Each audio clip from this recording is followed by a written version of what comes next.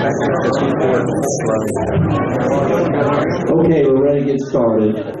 Now this is a caucus meeting. I don't know, those caucus where we just discuss issues, and you're sure welcome to make comments later on, but I wish you let us get most of it done. If you want to come say something or comment about anything that's said. I appreciate it. You be gentlemen and ladies, try to be as good as you can, and because we don't need any interruptions, please. Now, I'm going to do my little beginning. It'll take about 10 minutes, and then we'll be turning over to the manager and I discussing the program and everything. 2+ years ago, I was elected judge executive of this county after promising campaign for a better day. But for the last several weeks, I have sat here and listened to people badmouth me, attack the members of the court, and create strife in the community. I have witnessed this, even my own eyes, with people passing notes during the meeting, but I kept silent. Well, tonight I want to say some things I want y'all to hear from me.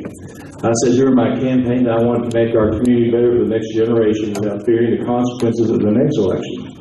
Now I find myself in a most difficult situation and confronted with increasing taxes, making drastic cuts in the public services, or taking the county to fiscal collapse. Ladies and gentlemen, the action I recommend truly are, in my judgment, are best to keep the county sound financially and to create an environment where we can grow our economy. Let me be clear, a community without strong quality of life is a community withering on the vine as its surrounding communities grow and expand. If you look at every county around us, Boone, Kenton, Campbell, Gallatin, Carroll, Pendleton, Scott, Franklin, Fayette, they all have payroll taxes.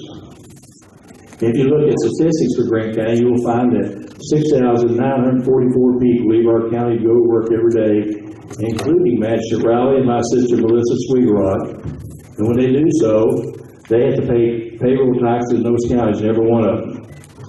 28% of the people in this county, more than 1 in 4, is paying a payroll tax to provide services in other counties. There are 2,358 people going to Boone County, 1,096 going to Kenton, and 228 going to Campbell. And you know what?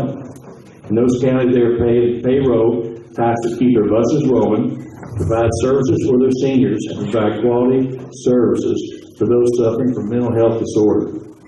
Now, if you look at the flip side of the equation, 1,995 people are traveling to Grant County State to work. They're using our roads, our sheriff's offices, and other services that they pay for nothing. Today, despite all the clamoring about titles, and it doesn't matter who's who and who's what. But right now in our office, we cut our costs $50,000. We're working for 3 people instead of 4. And while I'm talking about that, I have 3 wonderful people in my office that work very, very hard, and there's very little downtime. And I just want to say I want to thank them for what Peggy, Pat, and Angie do for me. I'm recommending cuts of $360,000 spending, and have provided the managers with a line breakdown of those cuts that are being recommended, and we'll talk later on about what they want to recommend also. I have looked at proposals that have been made, such as borrowing from the library. That's illegal. I found that out. They cannot loan the county for money. I have had the old road department site evaluate and sale. Frankly, the appraisal shows that given the terrain, environmental issues on the site, it's worth very little, probably less than $150,000. Selling the jail is not an option. The appraiser advised me in the current economic climate that the building has little or no value other than what it's being used for. Folks, I have not reached my conclusions in a vacuum. When we prepared and completed the current budget, I know things would be tough. I had no idea how tough it was going to be. But the jail issues have compounded the costs and repairs, and the maintenance will continue to escalate through no fault of anybody's fault except Father Time. The facts are that the financial strife in the county has been met with use of reserves to balance the budget. In 2009, and I put out a sheet, I hope most of y'all got it, I don't know how to enough of it, there was $1.96 million in cash on hand. When I took office, this board had a cash on hand of $910,000. With responsibility for the jail, that was in which it was a significant disrepair, and the HVAC systems alone cost us $265,000 of that. Jail costs last fiscal year required the fiscal court to cash in $500,000 to pay the cost of operation, and this year we had to cash in another $410,000 to cover the rest of the costs. That's where our money went. Now, just so you understand how we got there, just listen for a moment. The previous board had balanced the budget in 2014-15 by foregoing the purchase of vehicles for the sheriff and showing that money reserve and showing money in that reserve item, cutting salary of the Parks and Recreation Director for the second half of the year, and cashing in some CDs to make capital projects. In fact, in spite of their efforts for the first time in memory, the state auditor chastised the previous administration and the audit for having violated state law by spending more than the state allows, which is 65% of the budget, before the transfer of power to this new group here, and they spent 77%. This year, we also learned that more than $100,000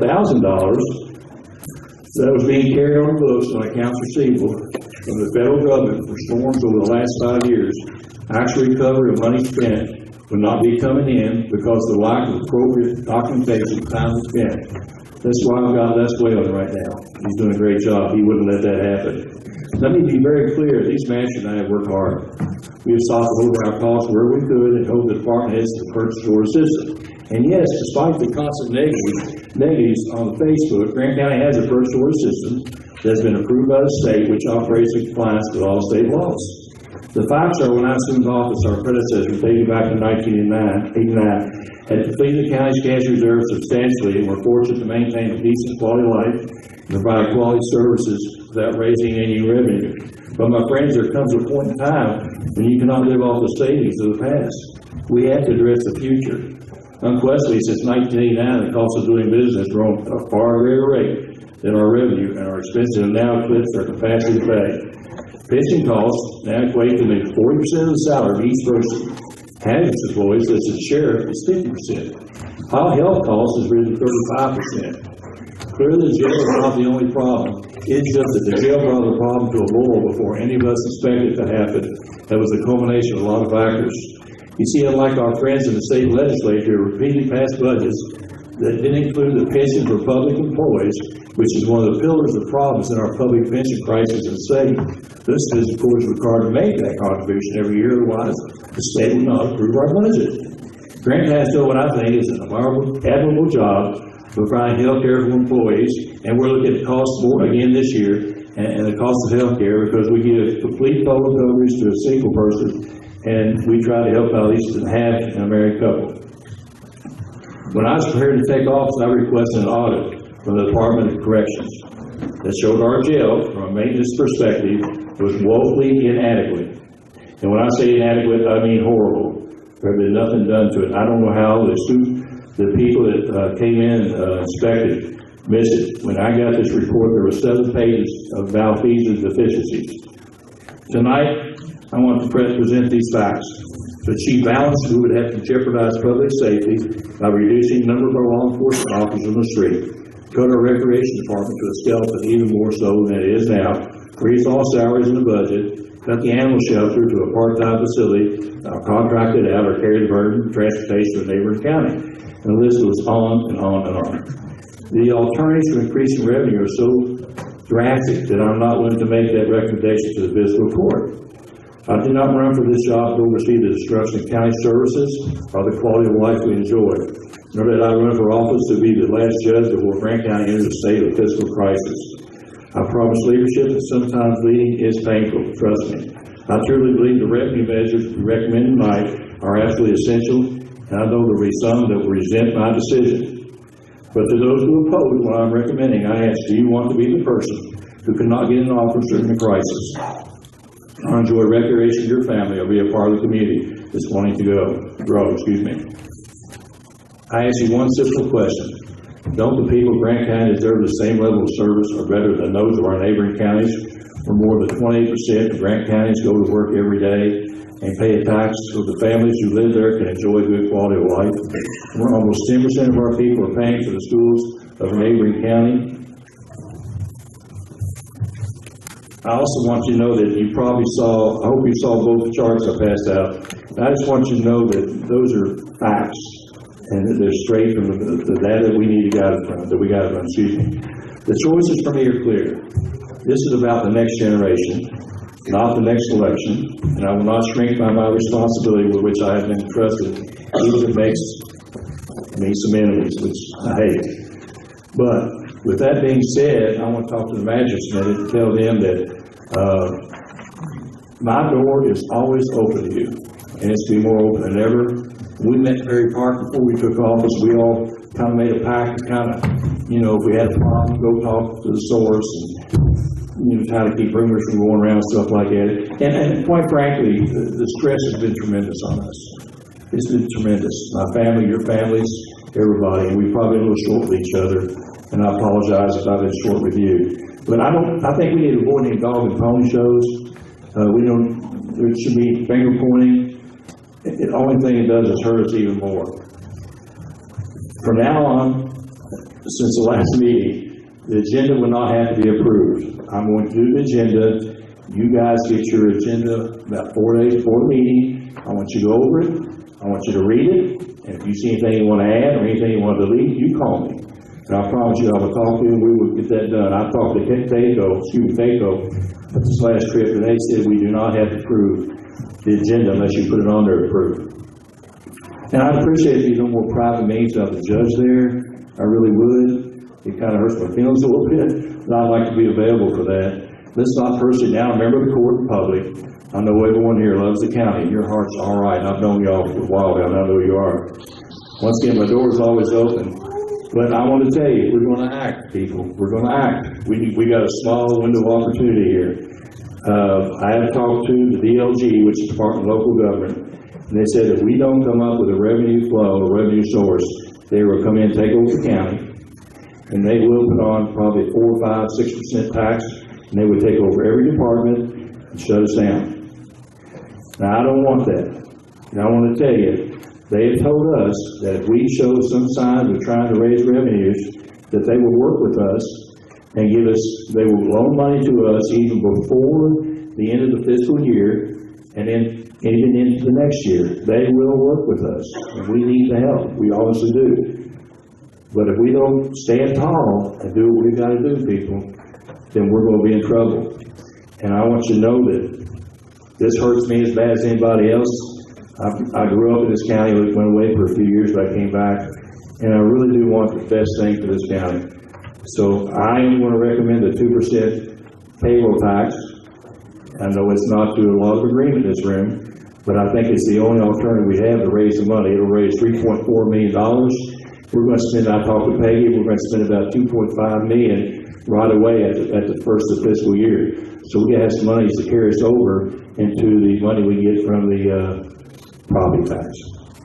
Thanks for listening to me, everybody. And from my heart, I want you to know I really care. I've had a lot of calls. I've talked to a lot of people. And I know that it's going to be tough, but it could be a lot tougher if we don't take action. Magistrates, if you want to make any comments, and I do, you got my budget, but I know, Jacqueline, you got some things you want to bring up, maybe Bobby and everybody, and combined with my cuts and everything. I did want to tell you that I talked to Maddie, and Maddie is going to be raised. We try to get revenues where we can. We're going to raise the rates on renting out the welfare house and the cattle barn. We're going to double the cost on that. And then we're going to be talking about rental fees in certain areas to raise monies from that. We've been a little bit too lax on that. So, and I think Jacqueline will probably touch on that a little bit too later on because I talked to her today. So I'm going to shut up. And people that will be talking, if you want to speak, you raise your hand or something, and we'll certainly listen to you. I just wish you please be as polite as you can. And I'm going to let Jacqueline, do you want to take over now, or do you want somebody else to talk? Or Bobby? Bobby, you want to say something? Oh. He snuck up behind me. I think that's Michael. There you are. What do you? Oh, you're not going to talk. Okay. No, not yet. You faked me out. Not yet. I'm just trying to help him with my food.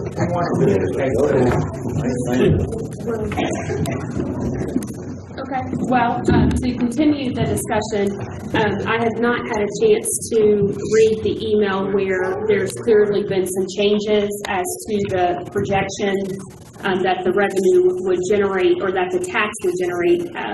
And so I wanted to also know, which I'm not going to have time to sit here and read this, but Julie, I will, most certainly, that on the table is within your recommended ordinance for us. Are you still keeping the 2% profit? So you're No. scratching that? Okay. No, we're not. We was too late to do that, but I will talk to Julie about that later. Okay, so my clarity question then, and maybe this is more of a Julie question, is the anticipated revenue from such payroll tax. These figures do not account for like the net profit gains. It would strictly be a traditional occupational tax. Okay, because that's a big point. And that's a good idea. That's a good idea. Yeah. That I have fielded a lot of questions from, especially small businesses, when we would tax anywhere from 5% to 50,000. So that is one point of clarity. The other clarity that I wanted to ask, and I'm trying to skim this and talk at the same time because again I have not had time to see this new hot off the press data that has came up. The other piece is from a goal standpoint. You're recommending 2%. Is there any leeway on if we get X amount of money in reserves? I apologize. I did not tell you all this. Each year in April, we will review, see how we're doing, and if we're starting to build up our reserves pretty good, we can choke back on it. I think that's mandatory. I think that the people who pay the tax, they ought to be able to get it off as soon as they can, or get most of it off. We have to do that to be true to the county. And then I'm looking at this because when we started down this journey, 3% and 4% was tossed, and we're at 2%. And so I'm looking at the new financials of 1.25 payroll tax in the city of Dry Ridge yields a little over 800,000, and I'm assuming a 1% tax would bring in 1.7 million, and a 1.25 would bring in 2.125 million. And so my thing is better understanding what, and we'll get to these other ideas that have circled around amongst ourselves on internal changes. Where can we tighten the belt and demonstrate that we've got our own house in order before we go and implement such? And albeit I know all the analysis that we have worked, the shortfall is real. And we need to do, I coined this as a compromise, in my opinion.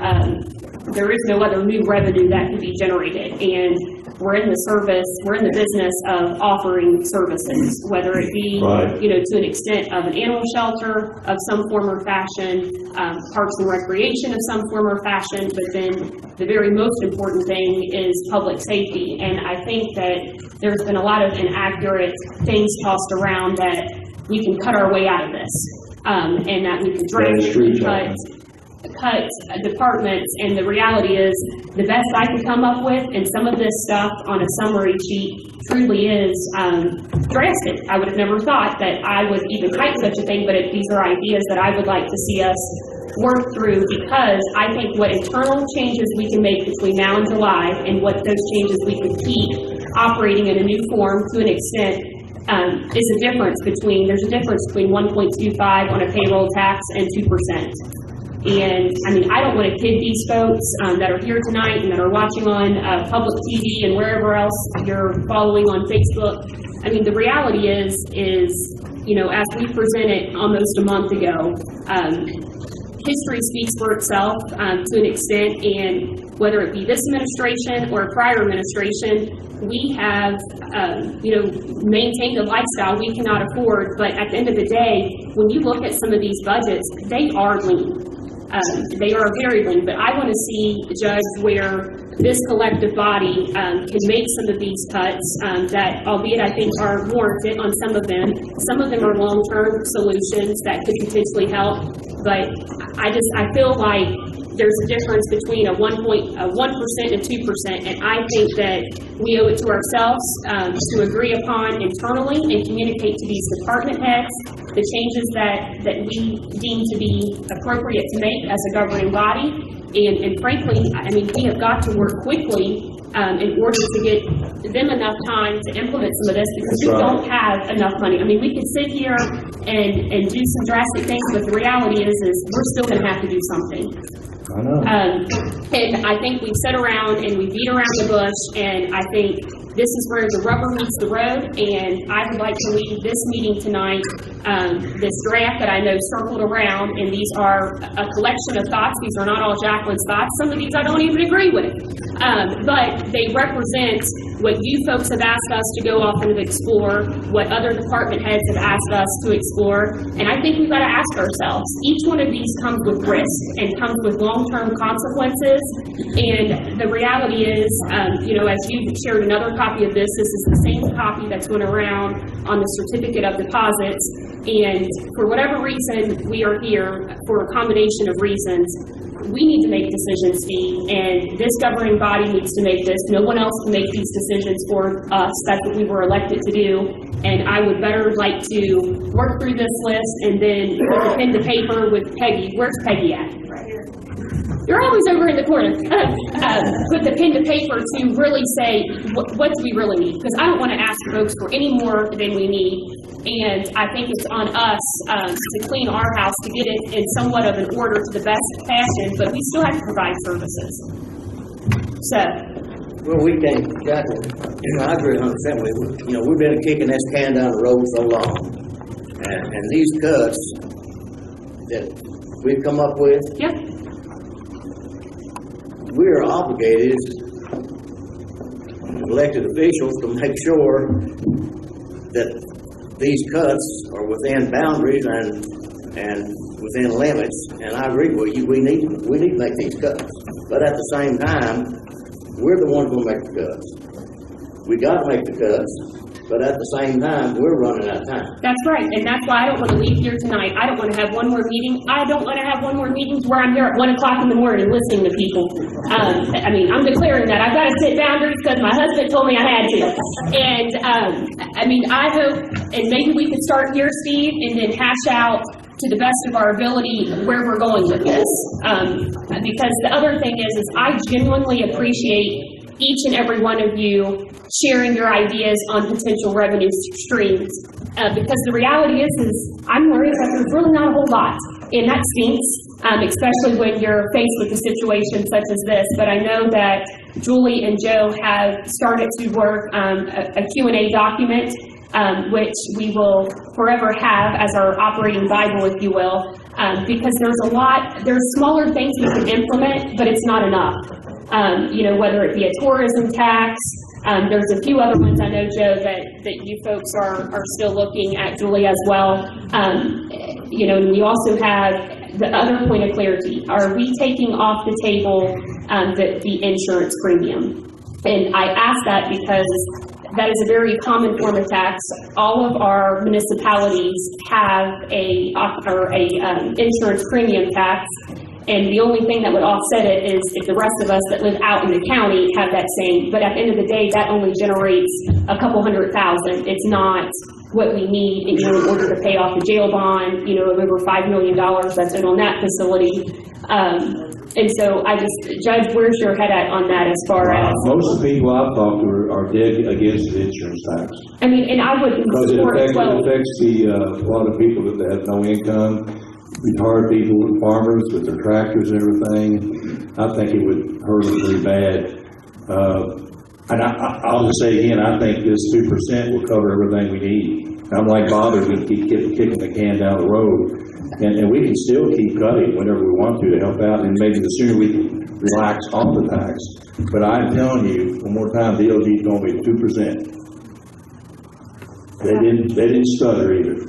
Well, a lot of folks haven't stuttered to me that they've called, but I know I've had the same calls too, and I understand. I respect their feelings, but I'm telling you that we have to keep this county afloat. We're working through it. What are you guys thinking? Because I would like us to work through this and then. I've got that. If you want, do you really want to go through these? Yes. Okay, well. Well, you know, folks, I am glad to see every one of you guys here. When I was on vacation last week, I saw a big crowd here. And, you know, the sad thing is, it takes a drama such as this to get everybody here. You know, everybody here is a concerned citizen. You know, they're concerned about every dollar that they spend or get taken out of their check. And it's going to affect all of us. Family members, young, old, and whatever. Tonight, when you go home, I know y'all done it before, probably doing it right now, due to the fact that it's tax time, but, you know, we say we're taxed to death, and we are. Go home tonight and look at your property tax, and look just how little you pay in property tax for the county of Grant County. That's right. And I'll make this short and sweet. Gentleman come over to my house today. He was upset, just like you guys. You know, I don't want no more taxes. We're taxed to death. He told me he paid $1,936 a year in taxes. $1,900. State tax on that $1,900 was $225. County tax, $270. $270 out of $1,936 is what the county gets out of our property tax. You know, you got your school tax of $137 on this $1,936. Mental health, $29. Library, $175. I mean, we're taxed to death, folks. We don't need no more tax. But to provide a service in this county, to keep our fire department, our sheriff's office, local officials, everybody in check, we have got to do something. We can't let this county fall just because we're a little bit aggravated. It's going to take money out of our pocket to support this county. You know, every dime that we get taxed, you all got to keep us in check to make sure we don't spend it wrong. Right now, you all probably everyone in this room think we're spending it wrong. We spend what we got and what we got to deal with. Our hands are tied. Our hands are tied what we can do. We can't go, you know, first thing we come up with, we want to tax everybody. Make everybody pays their fair share. Then you look around, the only people who pay tax in this county is property owners. For years, there's a lot of folks in this room I know, that's the only dollars that's come into Grant County is property tax. You know, I call every county around here, we're the only one that ain't got those payroll tax. We have got to do something to make this work. Whether we like it or not, you know, we just got to come up with a happy means of what we can do to hurt the least. And that's what we're obligated to do. It ain't about politics. It's about keeping this county going, making sure we got law enforcement, fire protection, ambulance service. All of that stuff rolls into county. We don't like it. You know, I got grandkids. It's going to affect them just like it is you guys. You know, I've got friends and relatives that work at the school system. They're going to get the same cut that you all get. But the bottom line is, it's about whether we want to have these services or just get rid of everybody. You know, get rid of the sheriff's department, the road department, just get rid of everybody. We ain't got that choice, folks. We have got to keep on going. The state won't let us dictate what happens to the jail. The jail's got their mandate from Frankfurt. You know, somebody said lay off a bunch of people. Who are we going to lay off? Jail?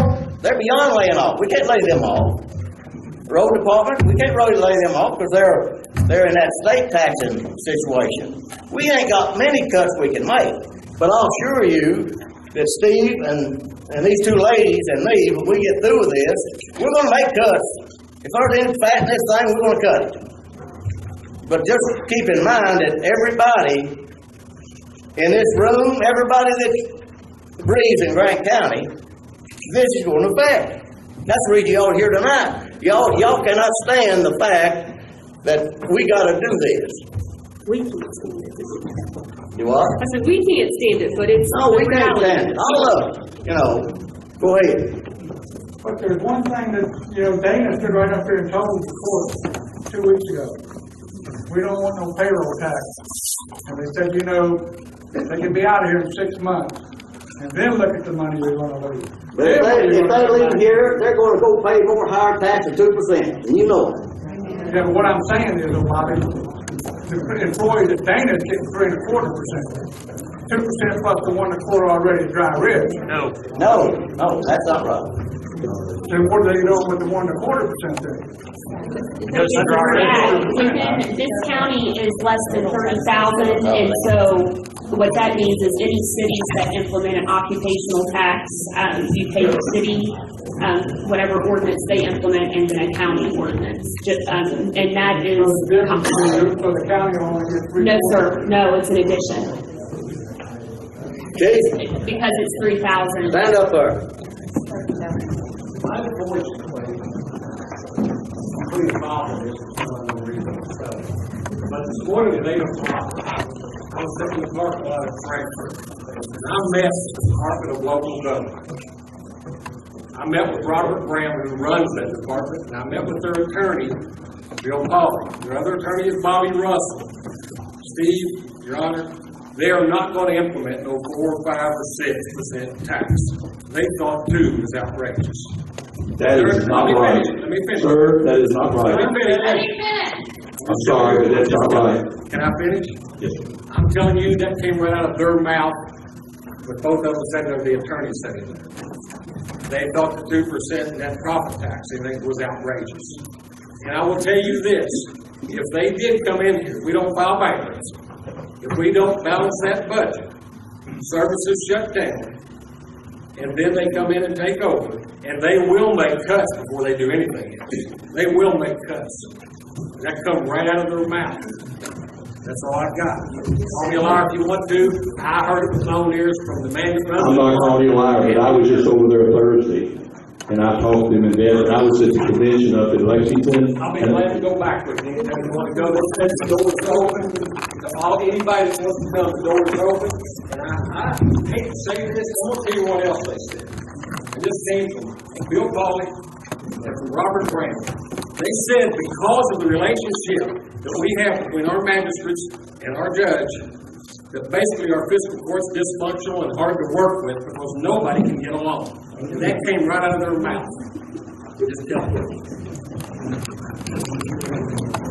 Well, I don't go along with that. Okay. Hey, I have a question, man, please. Yes. I've been to a couple, 3 of the meetings, and how much of a shortfall do we have? How much was, sir? Shortfall do we have?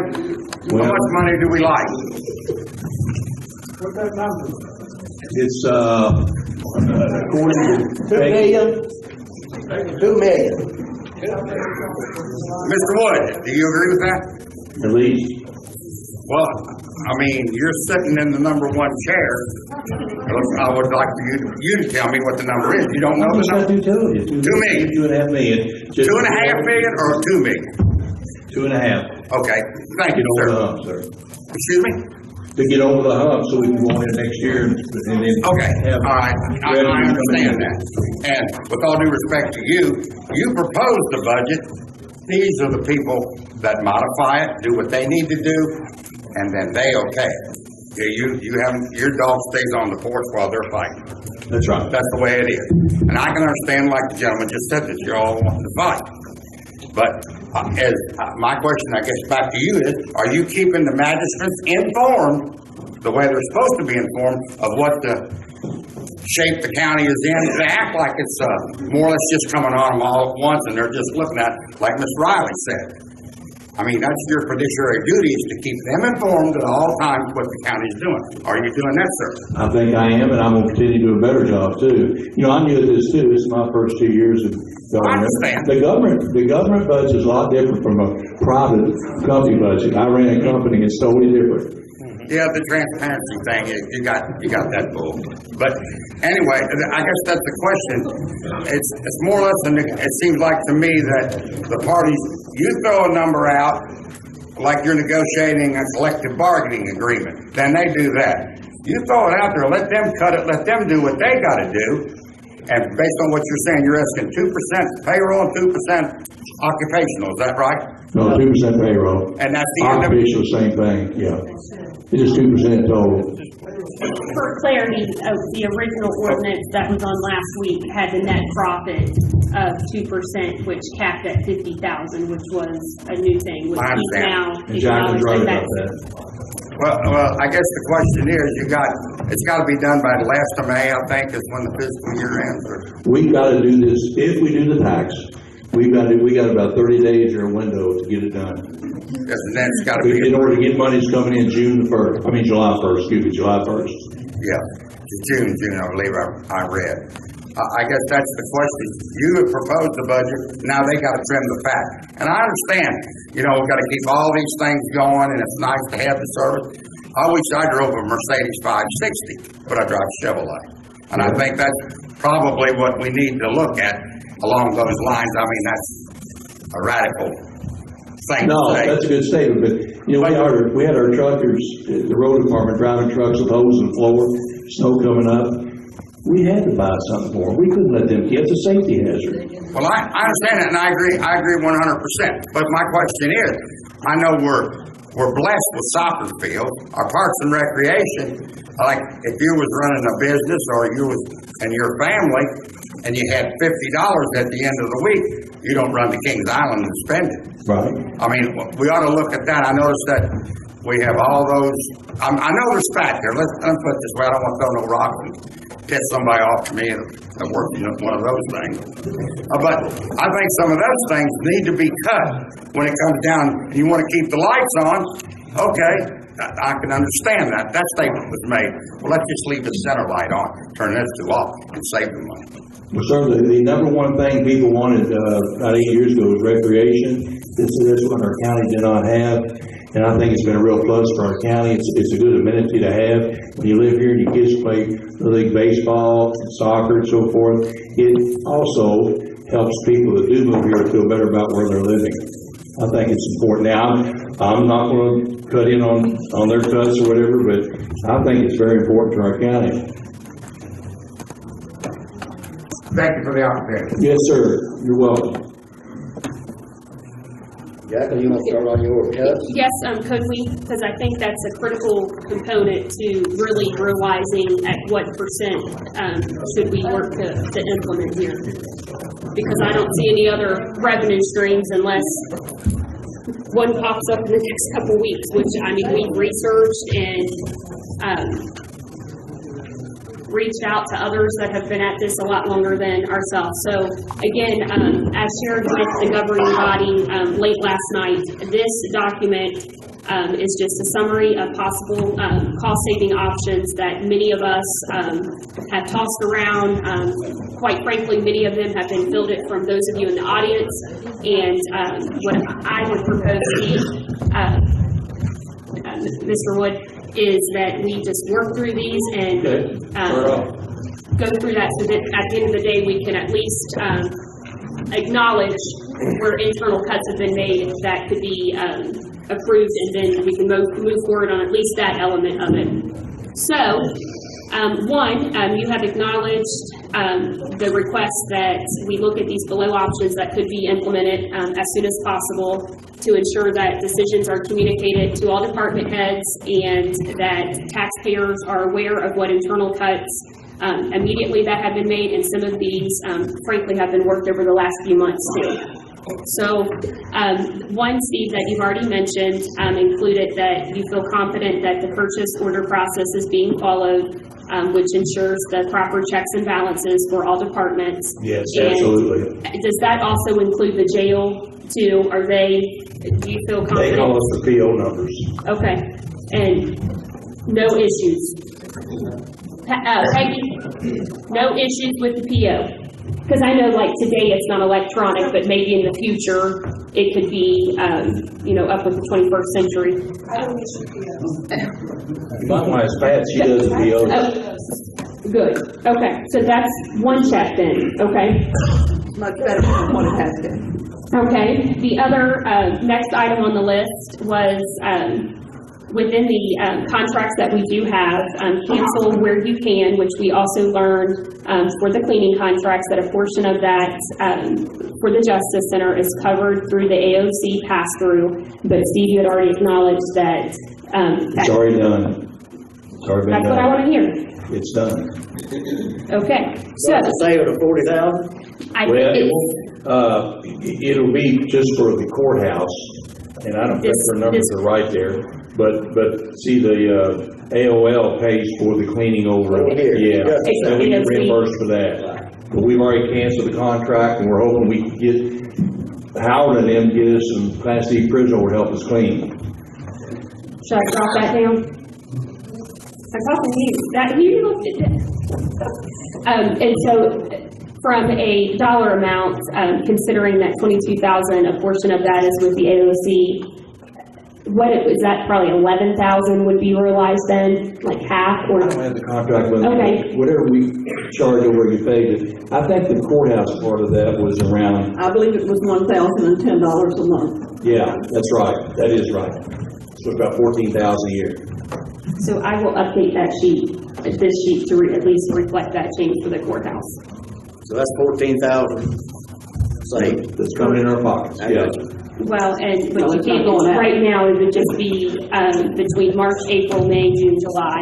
So the next 5 months, we would realize that, and then if we continue that for next year, not putting it in the budget. Okay, Pat has already also worked through the printer copier contract where the number of units have been utilized.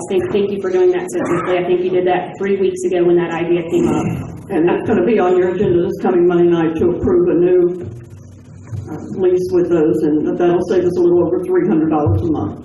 Okay, for documentation purposes, because this governing body has not voted or we have not had the desire to backfill the executive assistant, the finance position, and I understand, that has been a hardship from a workload standpoint.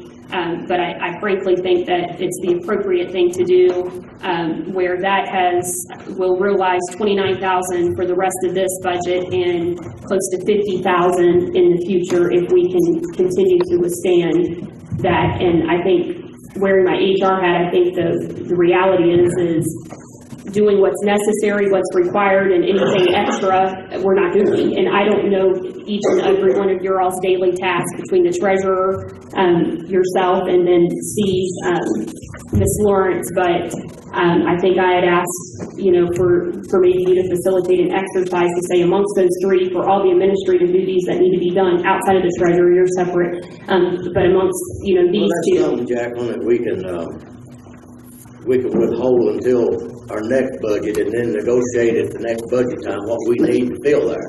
I would think so, yes. Yeah. Yeah, we'll wait. Yeah, I'm certainly willing to sacrifice do for, the What you extra have things been. that I've been doing until the next budget cycle. thank you, Pat. Right now, Pat's doing 3 things. I realize She that. doesn't have a spare woman on. I realize that.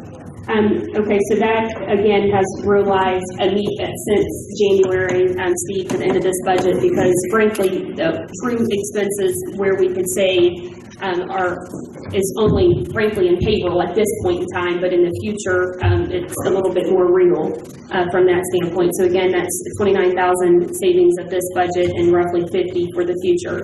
Jack, Yes, ma'am. one thing that you all maybe haven't thought about, if you implement this tax, you're going to have a person to administer. On the list, you bet, because I want to know, what does that even look like? And we got to buy the computer program too. Thank you, Peggy. Let's see. We had also tossed around this idea, and I would like to see this immediately implemented, frankly, to help streamline the administrative duties. The facilities acquisition manager is Mr. Mullins here. In the front row.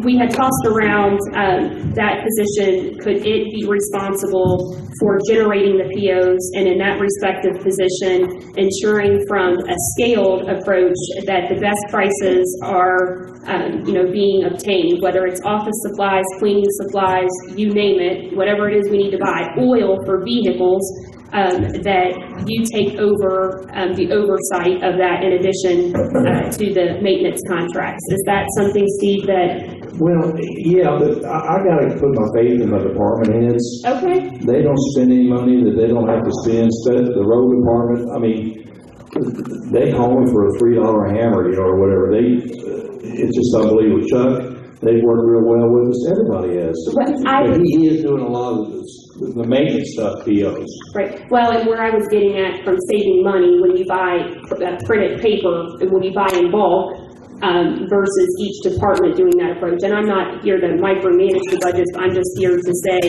that's places where you can save money when you have one single person responsible for purchasing all cleaning supplies within all departments. I'm just saying, I think right now we would be looking at that. Now, I'm sure Chuck probably doesn't care if the papers, who buys the paper, as long as he's got the paper. And the same probably for the other departments. But again, it was something that was tossed around, and I think it's potentially some money's on the table. And don't get me wrong, some of these are small, but I think that's what these folks want us to look at is, do we have the best processes in place that we possibly can have? We have worked hard at that, Jacqueline, not only recently, but in the past. When we order paper, we order it in bulk. Peggy generally would order that. Normally, if we need office supplies, we'll call around and check with the other departments. The sheriff's department normally orders their own, simply because they're not in the same building we are, but it doesn't matter. We order from the same company. Okay. Same way on the paper products. When I order paper products, we call everyone and find out what they need and place it in one order. Okay. Let's see. Next on the list is Marcia Cheney in the room? No. Okay. She's on leave.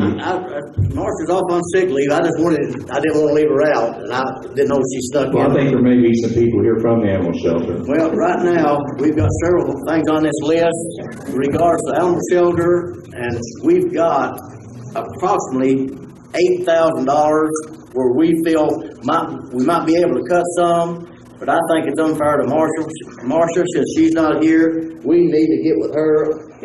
We actually have. Does she want to give up that $8,000? Well, she actually has given up a lot more than $8,000. Okay. She has. She emailed us last week before she went out, or she was already out, but she had emailed because she's aware of these conversations. So she had already acknowledged that any additional spending at the animal shelter on equipment, kennel supplies, unnecessary vaccinations, and training, that she would not be spending that for the rest of the year. She's tight, I'll tell you. She's done a great job. You can't get her to spend much less money. And so that amount... most of her stuff is passed through, Correct. And that's one education to the community as they pick up this budget and see the high amounts on vaccines and things that she has worked to get grants, which has to be realized in our budget, and it has to be documented there to reflect the pass-through.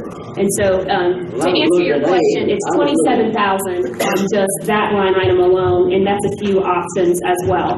The other piece, Bobby, that is already realized, and Marcia said that she could live with that. And to be clear, we are mandated by state law for you can call it the herding of the cats and dogs, but for sure the dogs. And Marcia did indicate that because cats are considered a free roaming animal, we are not required by law to pick them up and maintain those particular animals. And so she had indicated, albeit that's not her personality and her desire, that she could live with if the county decided that we would no longer take cats. However, folks, the trade-off is we could then have a lot of cats running around. That's right. Of which the animal shelter has done a lot of work to address that. But she neuters the cats and it decreased the population. Yes, and that's another program that she has, Steve, to your point, that is a pass-through.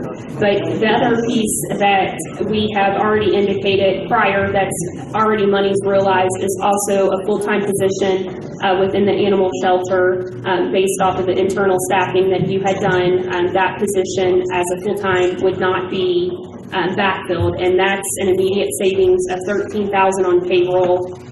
And the other thing that some of this, I just want to do a disclaimer, the salary pay that we're sharing as a savings, that does not include your 30 to 40% that the county pays, whether it be for a portion of health care, retirement, or other supplemental benefits, of which the employee pays a portion too. But that position alone is around $26,000 that would not be staffed in the future and has not been. Who you talking about? I don't know who you're talking about there. Yes, you do. George. Oh, sure. You moved the He's already employee. taken care of, he's gone. That's what I'm saying, And but we're not that's, gonna fill it. but we're not backfilling, and that's what I'm saying, that we have got to publish this list and share these decisions with this community, because they're not aware that we have done, some things, and that was the point of saying, hey, don't leave that off the table, because that is a position that has been staffed. No, we're not going to. No, I agree with you. Okay, so then, as you play out, Bobby, the potential suggestions through email that we had worked with Marcia, that she graciously on her own time sent to us to represent her department. Other potential, as I'd already said, that it's not mandated by KRS, that could potentially reduce the workload, is to no longer take cats at the animal shelter. I don't have a dollar amount, yes? I would like to interject a couple of things. Yep, and A lot of the grants that the animal shelter applies for, if they do not take cats, okay, those count against them. They will not give grant money if the shelter is not willing to take in the cats. okay, Also, I'd be remiss if I didn't share this. I am a member of the Friends of the Animal Shelter and have been since 1990. We supplement and give a lot of money to Marcia to purchase things that are outside of her budget. 2 years ago, we actually purchased a van on state contract, and we donated it back to the county. I believe, if I'm not mistaken, it was a $25,000 gift from the Friends of the Shelter to the county. And so, we have some power behind our group and organization for the shelter, and I think I'm going to go way out on a limb here and say that our organization is going to support her in any way we can, and whatever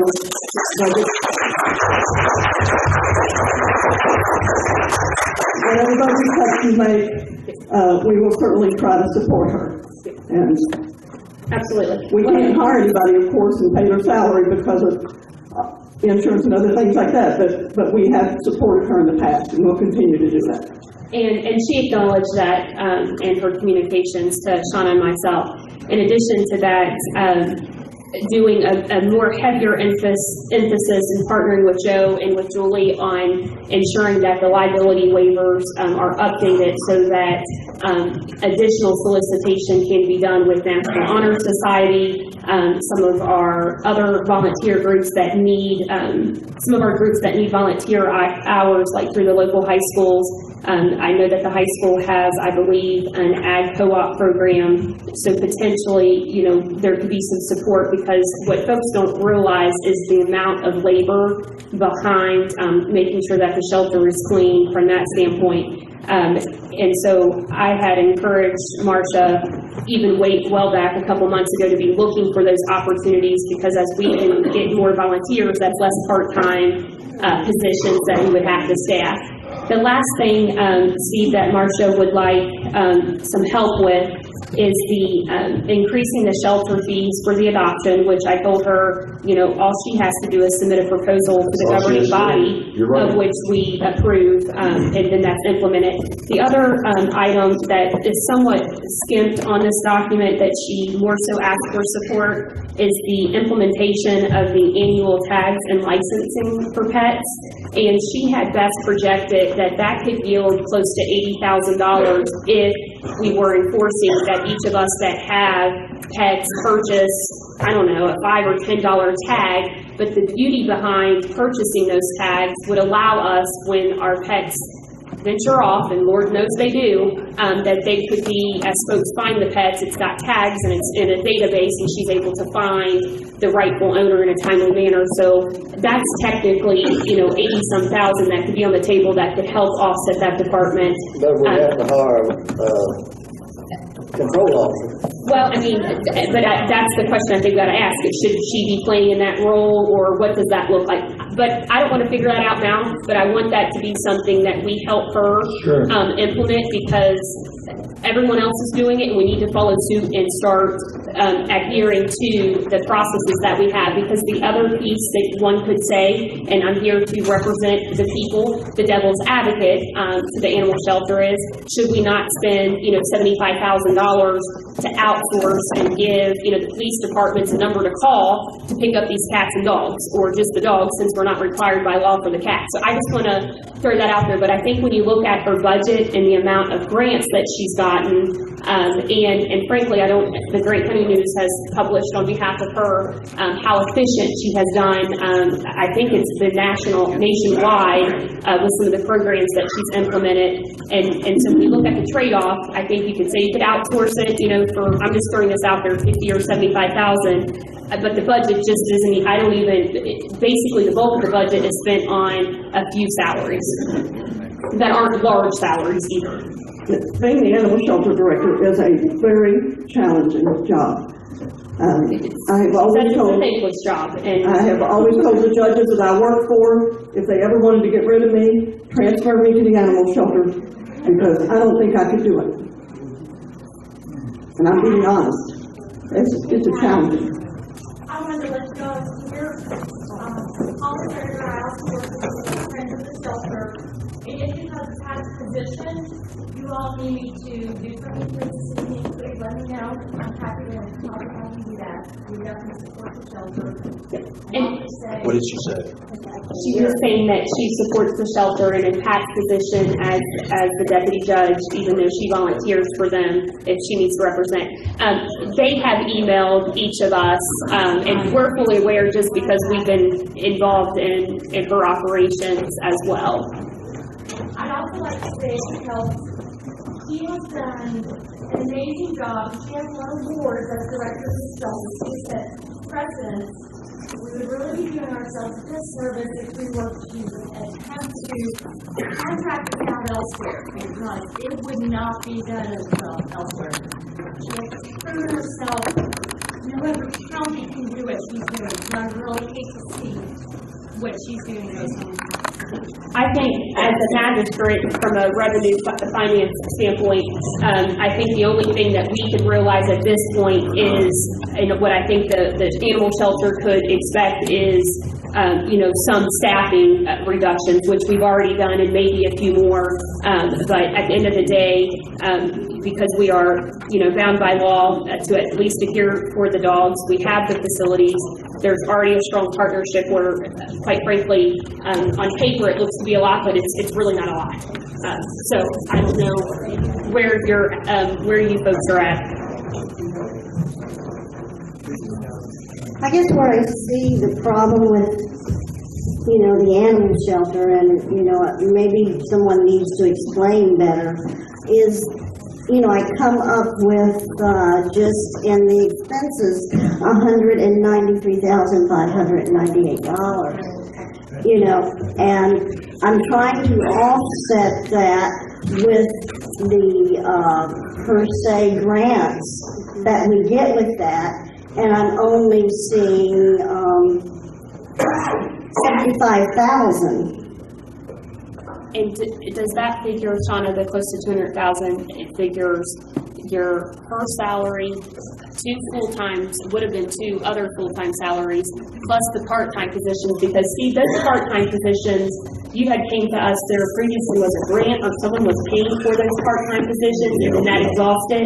Yeah. And those are the things that I think we heavily have to consider looking at reducing, because that,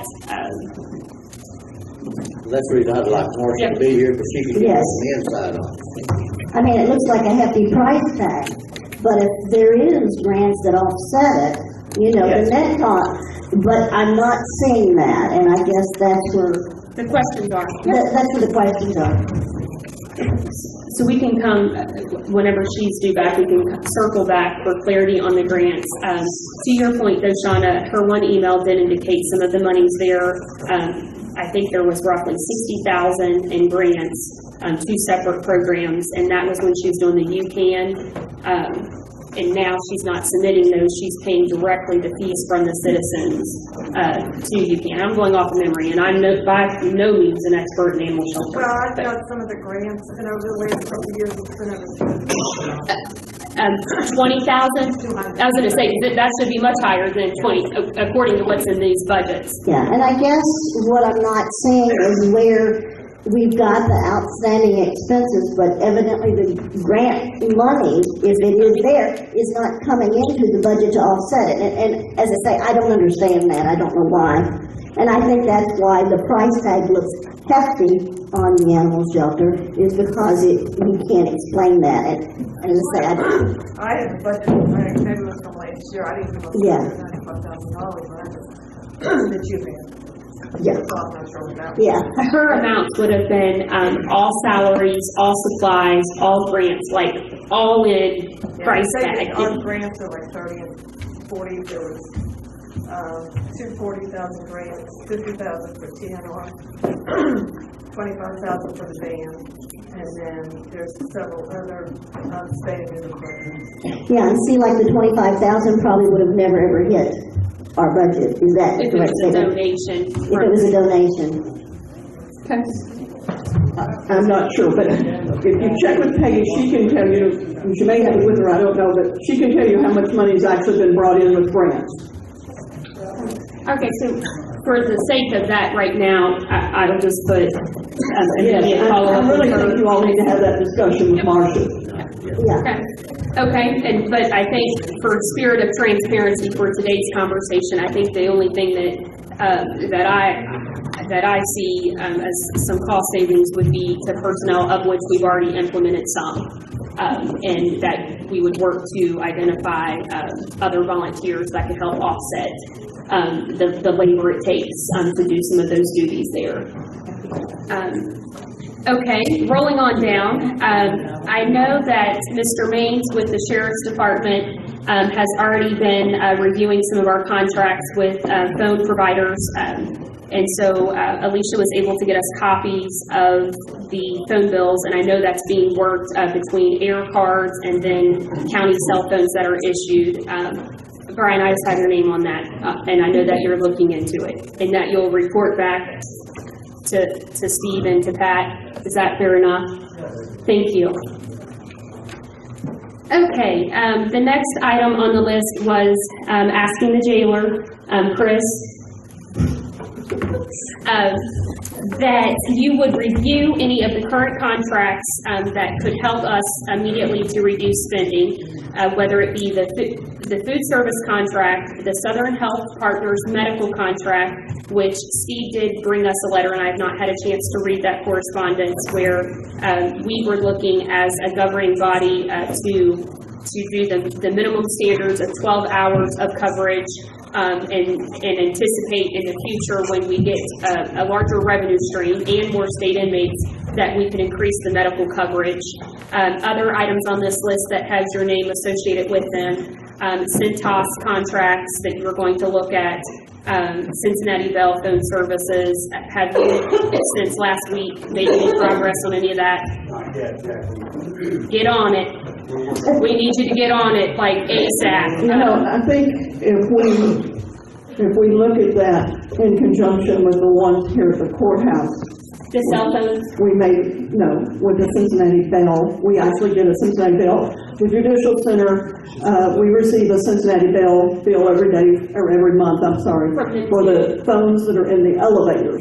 Okay, for security. So I mean, there's a possibility that we might be able to talk with one phone company about the Judicial Center, the courthouse here, and the detention center. Okay, so can you get with Brian to see if there's any synergies there? Because I know, like, with the Judicial Center as well, I just want to, again, with the theme of when you go and have services quoted, the more that we could, have the same provider, there's cost savings there from a contract standpoint.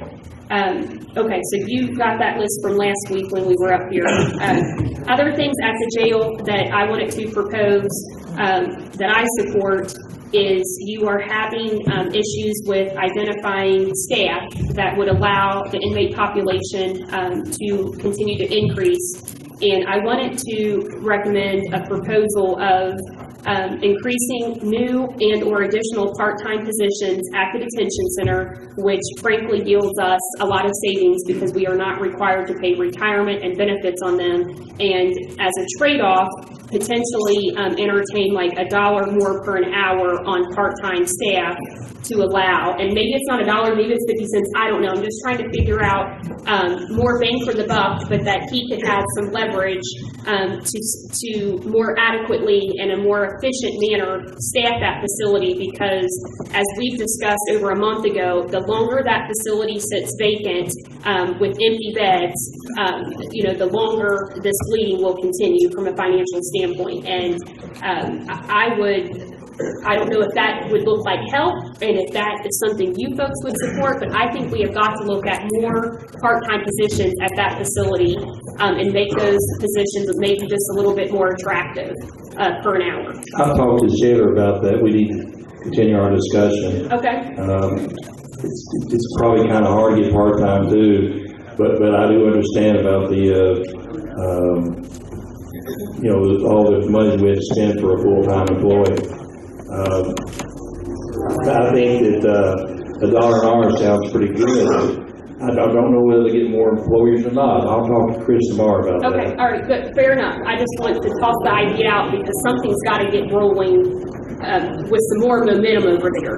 And so the next question that I have as far as potential cost-saving options, to ask the jailer, because you have discretion of the canteen monies, if you would entertain from a monthly percentage of your canteen commission, be it 25 or 30%, if on a monthly basis you would cut a check out of the canteen account to cover inmate medical expenses that today are being covered by the taxpayers. And for those of you as education in the room, the canteen account is at the discretion of the jailer, and it can only be spent on certain items, and it has to deal with inmates' medical, vocational, and recreational. And so that is something that I would love to see if there could be some type of, in the future, to help with the medical expenses. When I say medical expenses, folks, I'm talking just about, for the most part, pharmaceuticals.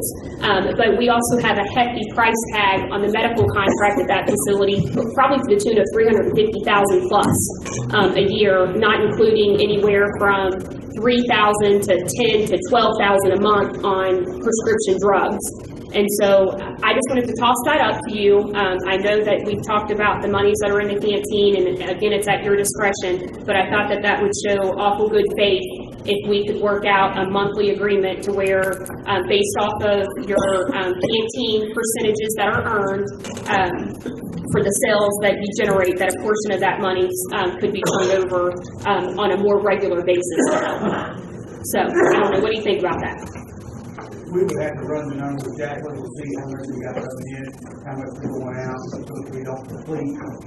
Well, and that's why I said a percentage maybe of the profits that you earn per month. And so I don't expect that it to be $20,000 every month or $50,000, but I'm just trying to think, where can we get a more regular drumbeat of a partnership between the jail and the county tax dollars that are taking to run that facility? And that money, that is one of the 3 areas that canteen money can be used. So consider that, and potentially next month there could be something worked out there. Let's see, this is a hot topic, and I want to hear your thoughts on it. Next topic, moving departments. Is Maddie here? Yes. Woohoo! Okay, ideas that are on the table. Considering eliminating the Parks and Rec department since it is not an essential service and we are in the current financial status that we're in.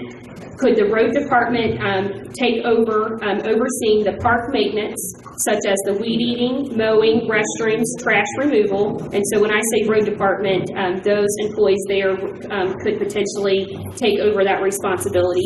Or do we reduce the Parks and Rec department, to only, a full-time position versus the other support staff, and identify what programs would then be offered?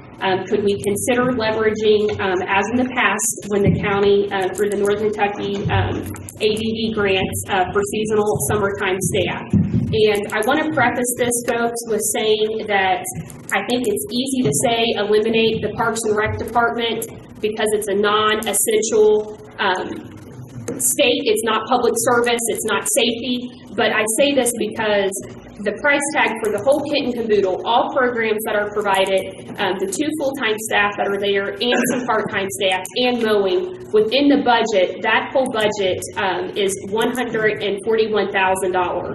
And so I don't know if that sounds big to you, but when you're dealing with a $10 to $11 million budget, it does not sound like a lot to me when you think of the services that that group does provide. Let me interrupt you, please. I'm And I sorry. think they do a great job on that. So I think it's easy for folks, Steve, to say cut it out, do away with that, and I would like to find. I've had a lot of people call me about that, Jacqueline. They're not happy about it. And it is. It's very important to have recreation in the county. And back to the road department, they cannot do the weeding, mowing, restrooms, trash removal. We only have 9 people over there, and 3 of those people are cutting roads all the time. I've talked to Steve. There is no way we can do that. That's what I was going to do with the Class C prisoners. Well, I talked to Steve, and he felt like there would be some partnership there to where they could take over the MOA.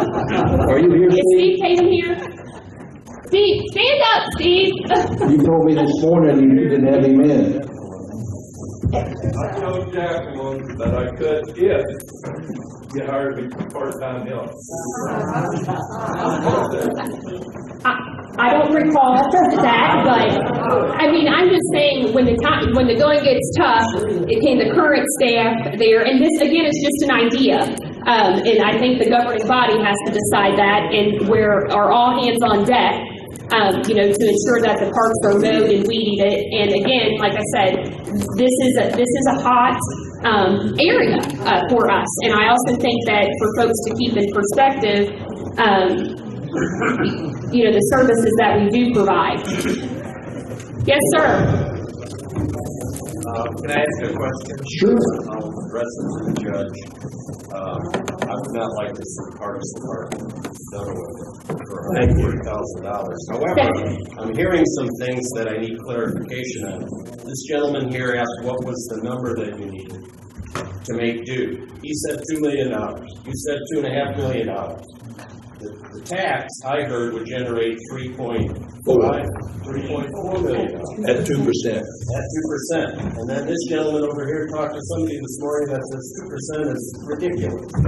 Can you address, number one, what he brought up there? You said it was absolutely ridiculous. It sounded like you talked to some responsible people. I've talked to the same people how to get that response. I talked to them last week in Lexington. Okay, but we're tossing around $500,000 like it's nothing. And here you're talking about getting rid of the Parks Department. I'm not talking about getting rid of the Parks Department, sir. That's a lot of money. What is the number? And how do you find out what the number is? It's 2%. It's $3.4 million. I understand what that number is. Get out of there. He said $2 million. You said $2.5 Well, it's an ongoing revenue stream. Sir, Yes. this lady can answer that question. Treasurer and I sit down for several days and went through quarterly. You're looking at about $2 million revenue needed to keep the county in business. That would be for July, August, September, and October. So a minimum of $2 million just to meet regular monthly expenses. That's your payroll, your utilities, your insurance. That does not include any extra spending by any department. It also does not include any of these cuts that they're talking about. The debt service of the jail. That's due June 30th. And if we go back to that, after you make that payment in June, you're $150,000 in the hole.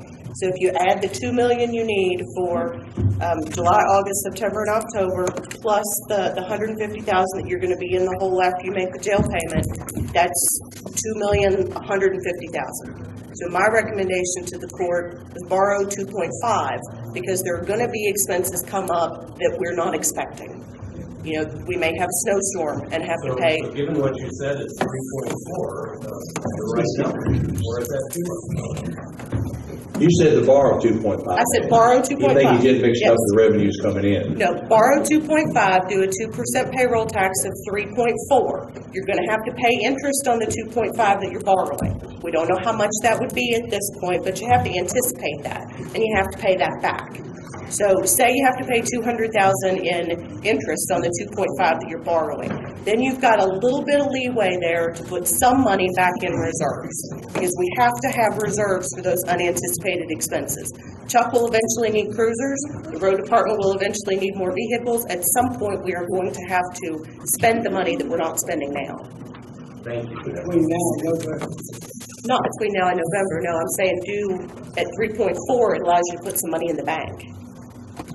Between now and November, yeah, when the For property taxes are generated. the property tax money starts coming in. One thing though that I see happen quite often, it seems like, is that the department heads present their budgets, and apparently we approve them. Do we have to approve them? No.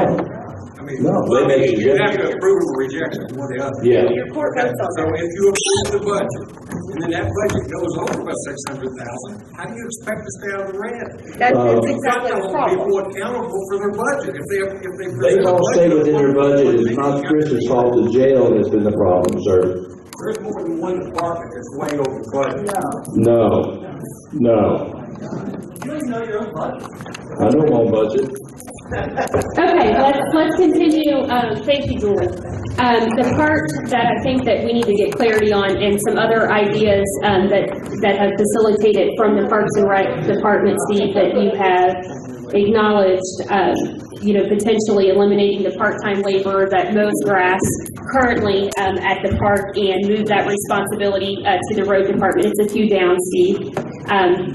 And consider changing, to move that responsibility to the road department, if Class E laborers return, to allow the Class Bs to help maintain the parks. And it's not just Grant County Park, it would also include Ibeck Lane and Mullins Field, in addition to Jonesville Park, and I believe the Corinth Park.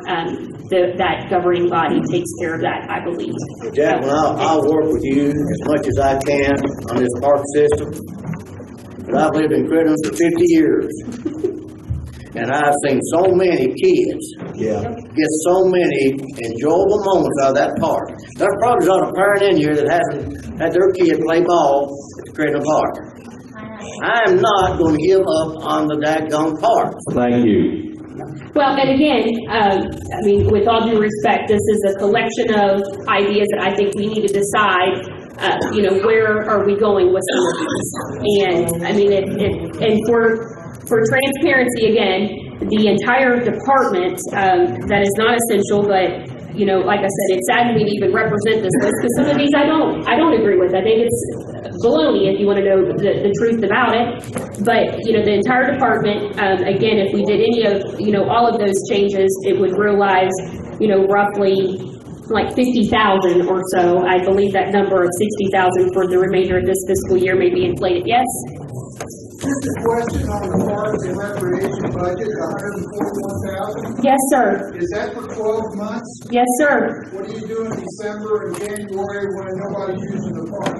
Practically nobody, and, you know. Well, Well, a lot of that's, people walk the park now. the one park stays open a while, but from a staffing standpoint, like Maddie, and, Colton, I don't know if he's still here, there are other things that they're working on as far as programs. I know that she has a desire to do grants. Maddie's also been, flowing to the work and spirit of helping from an administrative standpoint, in the front office as well.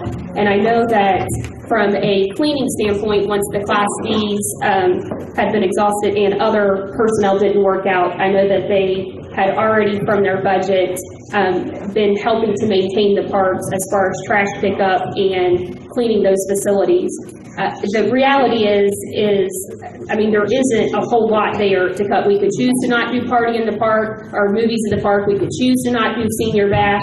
But other ideas that they have brought forth, Steve, include, could we start? Matt and I have talked, Jacqueline, and, the senior bash is Very really nice. It's very expensive, but Matt and I have talked, if we want to keep it going, that we're going to charge $5 a person this year, which will bring 5,000 in probably.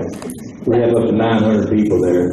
Well, and I think in spirit of transparency, I think folks need to know, at least last year, the senior bash cost anywhere from like $12,000 to $14,000, which of a budget that's $141,000.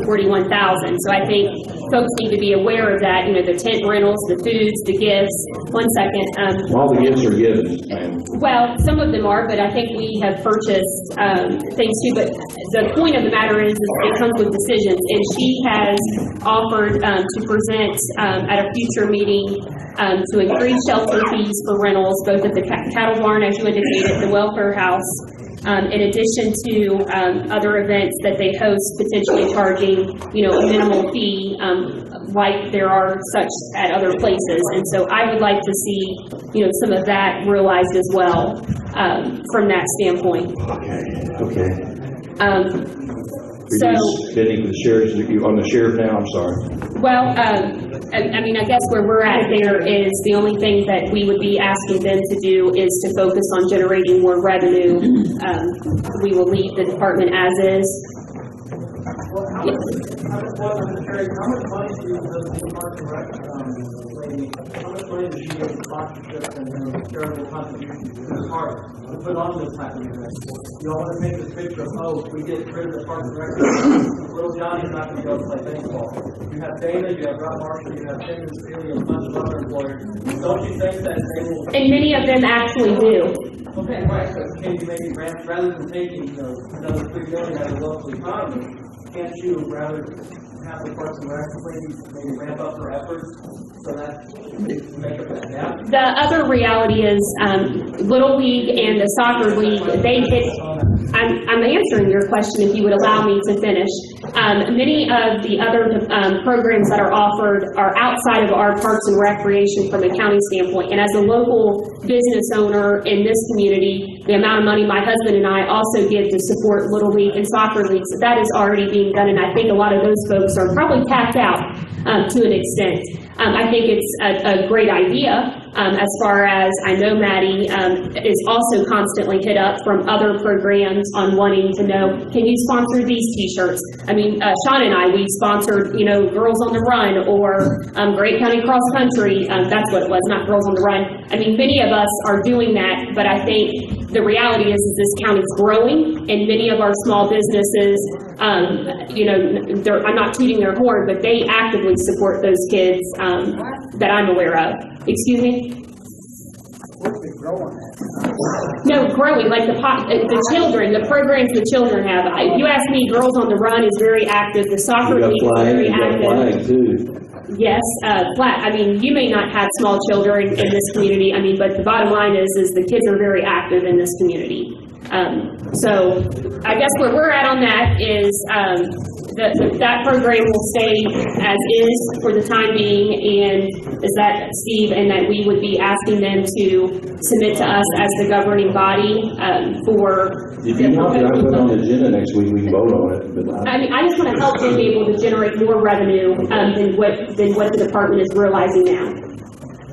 Yes, sir. Jacqueline, I want to ask y'all something about this. If you're going to bring in $3.4 million, okay, the extra money that's there, is there any goal set to try to pay that jail off sooner than Then when it's due? Yes. That's why I asked about it. We work through these internal changes, what goals are we, and I asked Ms. Coldarn even today, can we set some internal operating measures? By the time we had, say, $2 million in the bank, what started 8 years ago that this county had, could we come back and, lower that? But the reality is, I think a lot of folks say, no governing body's ever gonna come back and lower taxes. When does that ever happen? Right. And so I want to be realistic about that too, and that's why I think it's critical that we really ask ourselves, how many of these ideas can we implement and what are we willing to do before we come and say it's for sure at 2%? Because the reality is it's going to be something, I'm not told that it has to be that high. Right. What are you saving with all the stuff you named? Everything that's named on this list, and some of it, Dan, is not, does not have a dollar amount to it. It's a little over $500,000. Or 5 million, I'm sorry, 5 million, not a half. No, $500,000, I'm sorry, $500,000. Sorry, yes, ma'am. What, ma'am? Well, yeah, but where are you gonna get the rest? Okay, so can we continue to go down this list, because I think we're making, some clarity as far as where we're at. Yes, sir? What is the capacity of the jail? The capacity, 349, 348, How many inmates we have? 221, 226. We got a bunch of empty beds, sir. Yeah. And that's state prisoners that pay money, not that much, but they pay $31, $34 a day. So you count those empty beds times that, times paying $31.50 a day. 31, 34, yes, sir. for the state inmates. The state's paying $31.50 a day for the beds. I mean, they pay us when we have a prisoner in there. You follow me? Okay.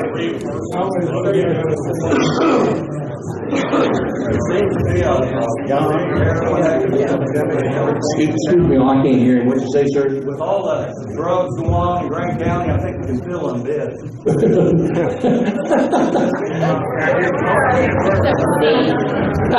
We got some people over here.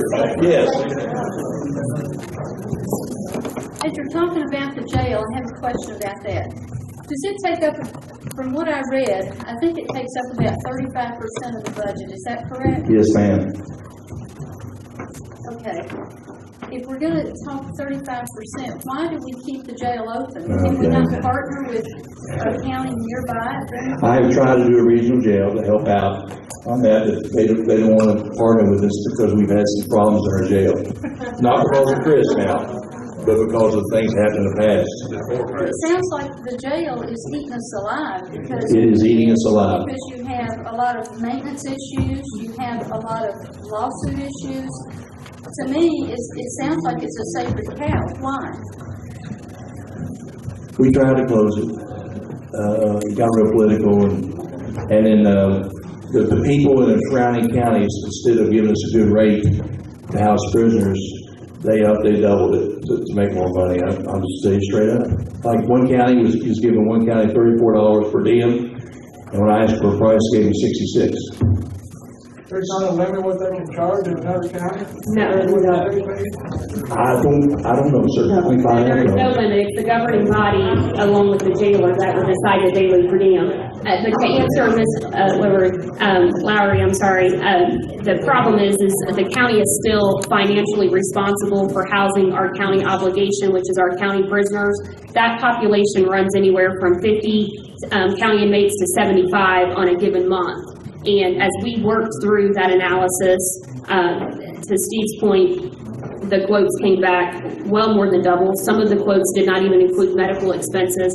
And the true reality is this would be a little bit different if there wasn't $5.1 million owed on That's the right. facility. If we didn't have that debt service, we could do what you said. And We got the debt service though. and it's just a piece of education, I mean, roughly almost 20 years since that building's been there. The blueprint is not ideal from an architectural standpoint. It started with a 50-bed facility that was, basically an octagon with a kitchen and another day room, and then they built on, more wings. And what happened was, there's been no governing body that's saved monies away, to replace a roof or to replace HVAC. And frankly, that's on all of these county buildings, including this courthouse. And it's my desire that we, try to do some more forward thinking. So when an HVAC system comes out, when there's a better maintenance plan, that we're not, doing these emergency orders, well, not we, the judge, isn't declaring these emergency orders. And so this has compounded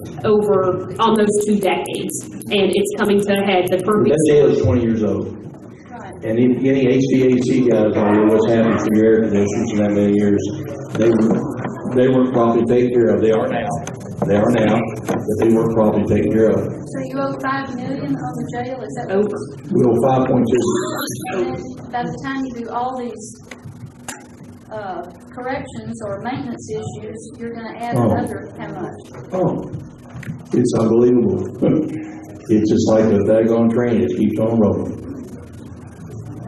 I understand your questions. We are mandated to have a jail for our county prisoners. But what happened is they added on to the jail a few years ago, and then we got all the beds, and that raised the debt. Is that a policy issue that we have to have it for the county, or is that a state? State mandate, we have to have a place to put our county inmates. If we shut it down, we'd have to send our county inmates somewhere else. Well, that's my point. Well, and Shut it down, you could send them somewhere else. That's what caused $5 million debt we owe on. well, that and a portion of the analysis, Charlie, you can explain it, came back much. It came back much higher to send them out than it did to retain the jail. I mean, they were, as I say. And you wouldn't believe it, but that's eventually what ended up happening, and that's why we had to quickly stop, work to address the maintenance issues, and then work to get the state inmates back, because that's who helps pay basically the mortgage there. And to partner with the fact that, close to 17-ish years, give or take, the daily per diem that the state has provided any county jail that houses state prisoners has remained $31, $34 a day. And no one from the state level has been willing to tackle that. And we're being looked at with a microscope now, since they're trying to send inmates back into the jail. And unfortunately, they're finding a lot of things we need to do. That we keep hitting a plateau we reach, and then they raise the bar. And that's another thing we couldn't predict, is how much that jail was going to cost us from about August to January. That hurt us really bad. Can we continue to go down this? We're almost halfway done. I'll be quick. Okay. One more question while you're on the jail. Go ahead, sir. I'm sorry. Hold on, ma'am. If the jail was filled to capacity, would it pay for itself? No. Barely. No. On a good day. There's no jail in Kentucky making money right now that I know of. I'll check and see. How much do we know? How much do we be losing? We project to lose anywhere from $500,000 to $700,000 a year. That's at full staff. That's a full staff. Ma'am, did you have a comment? This guy back here against the wall, been trying to talk for 30 minutes. Few things, actually. I'm a property owner, I'm a small business owner.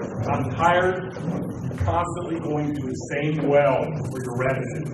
Now, you mentioned you turned down the whole idea of 12% surcharge on insurance policy. It doesn't necessarily have to be 12%, make it 5%.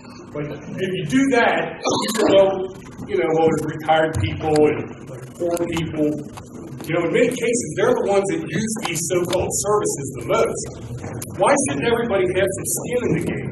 You keep going to the same well over and over and over. Now, your income tax isn't going to affect me much. 95% of my revenue is derived outside of this county, so it's not going to hurt me that much. But I'm tired of you, because next year it'll be the property owners. You'll want to hike my property taxes. I did my car registration today. I looked at it and I thought to myself, well, how can it be more this year than it was last year? So I got last year's and I looked at, oh, well, it put on an extra tax for the fire. Part of the county I live in, if a house catches on fire, they're putting the ashes out. All right? Same with the police department. It's great that we've got a police department, but where I live, it's a deterrent at best. All right? Someone kicks my door in, by the time the police get there, rigor's setting in. All right? If someone breaks in and steals my stuff, they're not going to recover it. So I keep paying and paying and paying, and this is at every level of government. I don't get any services. I'm one of these people that pays and pays and pays. I don't use your schools. I send my kids to private schools. I do use your parks. All right? I would be open to paying an extra fee for that. If I use it, I'll pay for it. I understand that there's some things that we all have to pay for, and I'm willing to do that. But my point is I am tired of you going to the same well. I think everybody in the county should have to pay this. I did a little research. Initially, my thought was a sales tax. Well, municipalities in Kentucky aren't allowed to do that. I understand. You're right. That would be awesome, because then we get everybody that gets off the interstate and buys a gallon of gas, we're getting some money from it. We can't do that. What about the ARC? 1 million people went there this year. Can we put a $1 surcharge on each ticket? You can't, I'm sorry. Check it out. Furthermore, has there been any layoffs at all? I'm not going to name departments. I go into enough offices throughout the course of the year. Every one I walk into, I see a lot of people just standing around. What office you talking about, sir? I'm not going to name offices. Well, I mean, because if it's like over the other. Car registration, DBA office, the sheriff's office, go down the list. That's not us. If you let anybody go, has anyone been let go? You're telling me that we can't get rid of some employees. Government's not here to supply jobs. It's here to supply services to the taxpayers. And like I said, I'm tired of you going to the same well. I think it should be spread out over the entire county. You know, you say fixed income. Everybody in this room is on a fixed income. Everybody in here is on a fixed income. Now, I might make a little more next year because I am self-employed. If you work for someone else, you're on a fixed income. Some of my customers are retired, richest people around. They got plenty of money. Not all retired, but it just irks me that it is always the property owners and the people that work in this country that have to pay the bills, and it's getting old.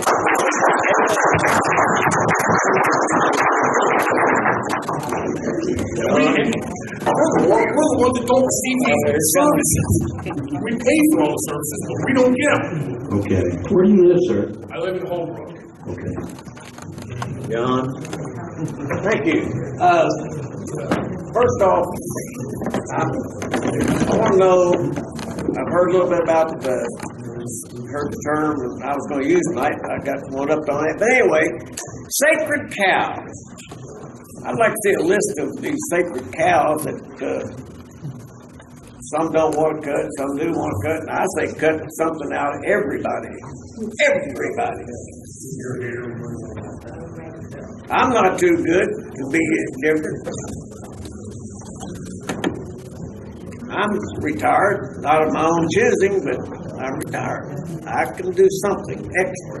Don't mind to do it. I've volunteered my services numerous times over the last whatever amount of years. But frankly, I don't want to hear sacred cows. I don't.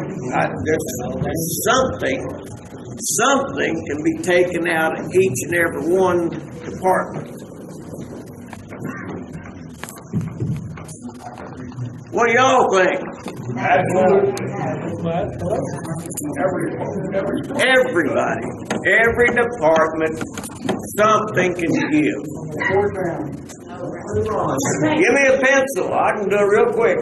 Let's finish this exercise then, because there are many items that many departments have came to the table through earlier exercises. Yes. Oh, I'm sorry. Go ahead, sir. I thought you were stretching. Take it away. How many nonviolent criminals are in the jail? Say, what was the question? That'd be a jailer question. Did you hear that? Did you hear that? Did you get that, Chris? Woo! I don't know exactly.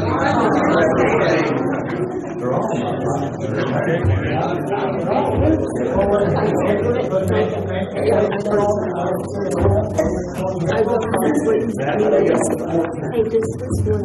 up to the court system and the judges. We have nothing to do with that. Somebody ought to write the records, and the jail is costing so much money.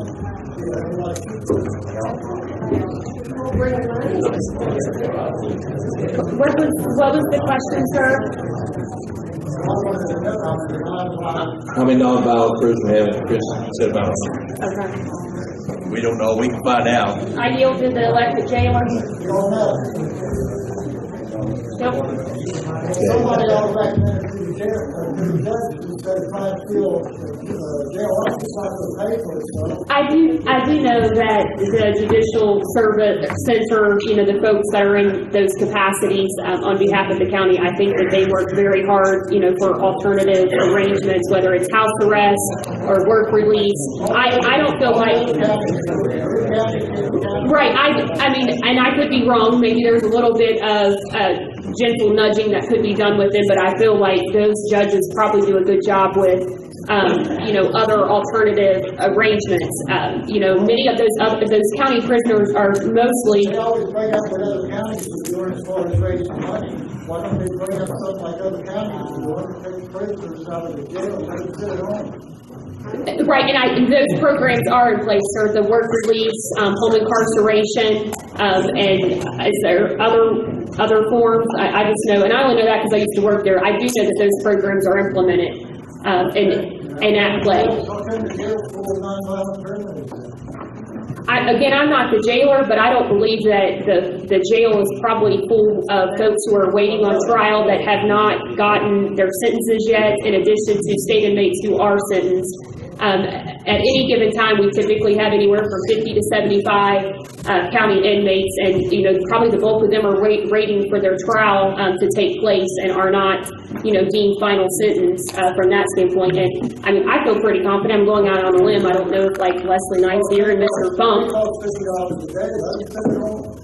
But I don't think you're hearing me, sir. What I'm saying is, I think that, as many of those that could be on home incarceration or out on work release, they're not sitting in the county jail.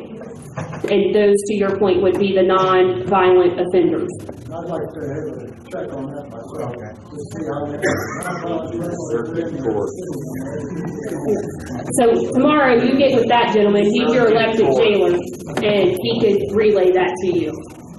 So, any other comments before we get back to this list? Let's just get back to it. Okay, all right. And speaking with thank you, sir. And speaking with the Sheriff's Department, they have already acknowledged that they would not be spending, the purchase of any unnecessary uniforms, body cams, tasers, in addition to what was previously budgeted as 2 new road cruisers. And then monies that they had seized through drug monies, they had already purchased guns, and that amount of spending that would not take place that was offered by the Chuck, by the sheriff was $155,000. And I share this with you because, as Bobby indicated and Julie indicated a little bit ago, I think it's easy to sit up here and say that we will not replace 2 road cruisers when, if any of you have ever managed a fleet of vehicles and the vehicles are operating 5 days a week or 6 days a week, I think that this is a small stopgap measure, but at the end of the day, we still have to replace cars. We have to have adequate cars on the road, and so I think that is a kind or gesture that's been offered to say we will at least not purchase them in this budget. But the reality is these folks who are out providing the services, the protection to the community, we're going to have to at some point in time. I don't want our deputies to be in unsafe vehicles. They're doing service for us. They'll take a bullet for you. They're out there working hard, and I hated to cut these 2 cruisers, but we'll look at it next budget, right, guys? We can get some revenue in. But I think that is just to, again, acknowledge for the community that there is current spending that has been budgeted to be spent, but will not be spent. Again, and that was on tasers, body cams, and then 2 road cruisers, and that amount was around $155,000. Let's see. Next item on the list, and some of these are not bucketed in any order, so we'll come back to a couple things. How much, again, how much is the sheriff's department over budget? Because I know that's one of your biggest ones, you're in correct.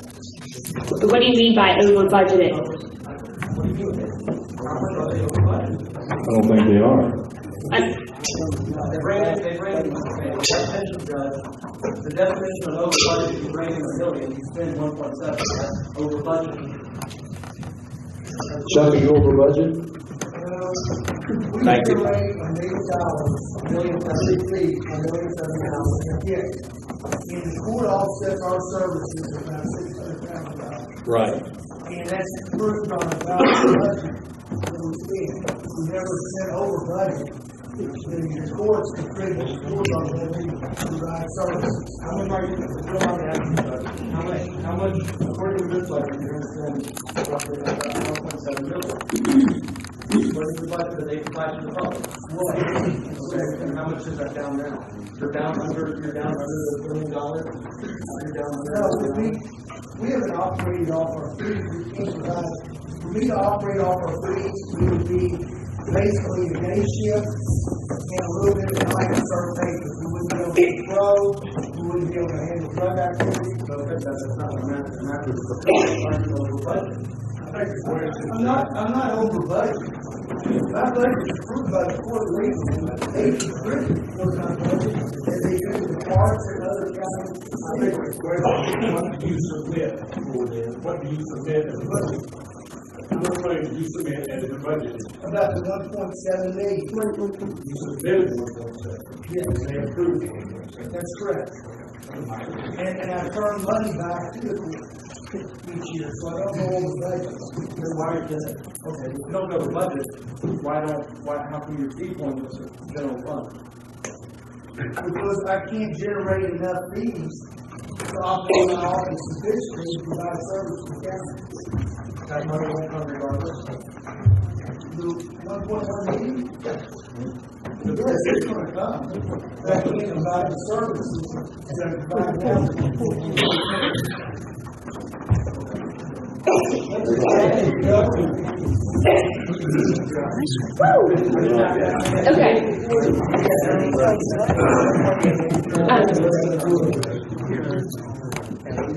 Steve, will someone answer your question? I'm sorry. Bear with me, folks. There must be something in this room. The next item on the list, again, is exploring immediately that Steve mentioned today, looking at the folks that rent from the courthouse. If there are any negotiations can those entities that have offices here, can any of those prices be increased? When's the last time they've been revisited? I know nothing about what those folks pay to provide services out of this courthouse. But I would like to see, to your suggestion, that we look into that, because I have no idea what revenue could be generated and when is the last time that's been looked at. Peggy is next item on the list, is immediately reviewing health insurance coverage options to identify any possible cost savings for both the county and the employee. And I'm assuming you're still hot on that. It's been a topic for a very long time here. And I know we're running out of time in order to realize anything, so I just would ask that we continue to do what we can in that space, because healthcare continues to be a rising cost to both the employee and the employer.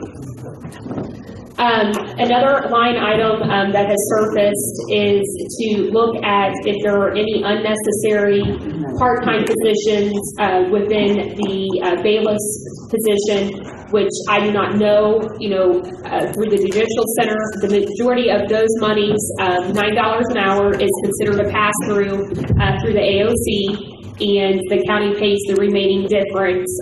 So technically, you could say pays the remaining $2 an hour. And so, posing the question, Chuck has reiterated in numerous meetings that there is no mandate on what the staffing is, that, and Chuck, you can correct me if I'm wrong, there's no mandate there, but there are general guidelines and that we must provide security there. And I think on the surface, as folks walk into the respective judicial center, which is right down the street, many will say, how are those folks getting paid, and do we have too many there, et cetera. So I know that you are already looking to look at the staffing there from that standpoint to see if there are positions that are not necessary, and that's not my scope of responsibility there to spend anyways. The other item that, yes? Excuse me, Jackie. Les, I got a question for you. You got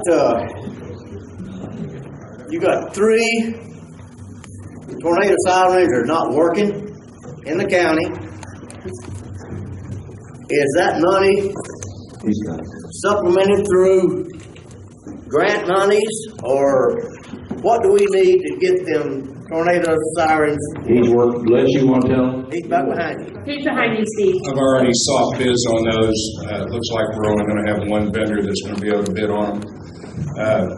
I did write a grant for that. It's a reimbursement grant.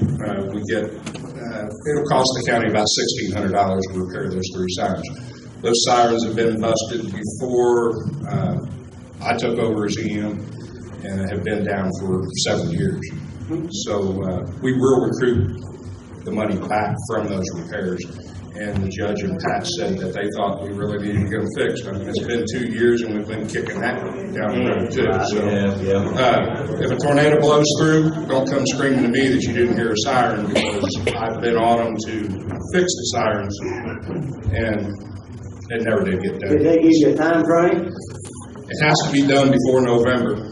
And, well, you're looking at, we're looking at spring storm season, and that's the risk you all want to take. You tell me what you want to do. But you said it's only $1,600. No, it'll cost us up front upwards of $25,000. But we There's only one vendor to bid on that? No, there's one vendor that sent a bid back. That doesn't mean there's only one that can bid on it. But when you send it out, you get responses back. We can't do work on that system, or we can't bid on those parts. How's it being sent out? By email. To everybody that can possibly work on it? Everybody in our area. Up until last year, we had nobody maintaining the sirens. So I can't believe there's only one company. Well, you can read the email, you can talk to my vendors, and you can go from there. We're not required to even seek those bids if it's under $20,000. But I soft bids anyways, because that's the fiscal thing to do. Yes. Thank you, sir. Thank you. Thanks, Liz. The next item that I would really like to understand where we will be at with this is the supplemental funding that is budgeted in a particular line item of $75,000, specifically to help offset the shortfall for local fire departments, specifically Jonesville and Corinth, where when the previous fire dues were implemented, the $25 a month did not keep them whole on what they were previously collecting before the $25 fire dues were implemented. So typically, Jonesville and Corinth receive anywhere from what, I say 20 on here, but it may be 18 to 22,000. Shauna, do you know? From there, and so I think we need to be making a decision, because Jonesville has not received, Corinth has not received, their past due as far as helping offset those dues. So I think we need to make a decision so that they are able to operate. And I think, yes, sir. The figures did come in on that. What we're missing is Jonesville. All the other departments have received above their $25,000 other than Jonesville.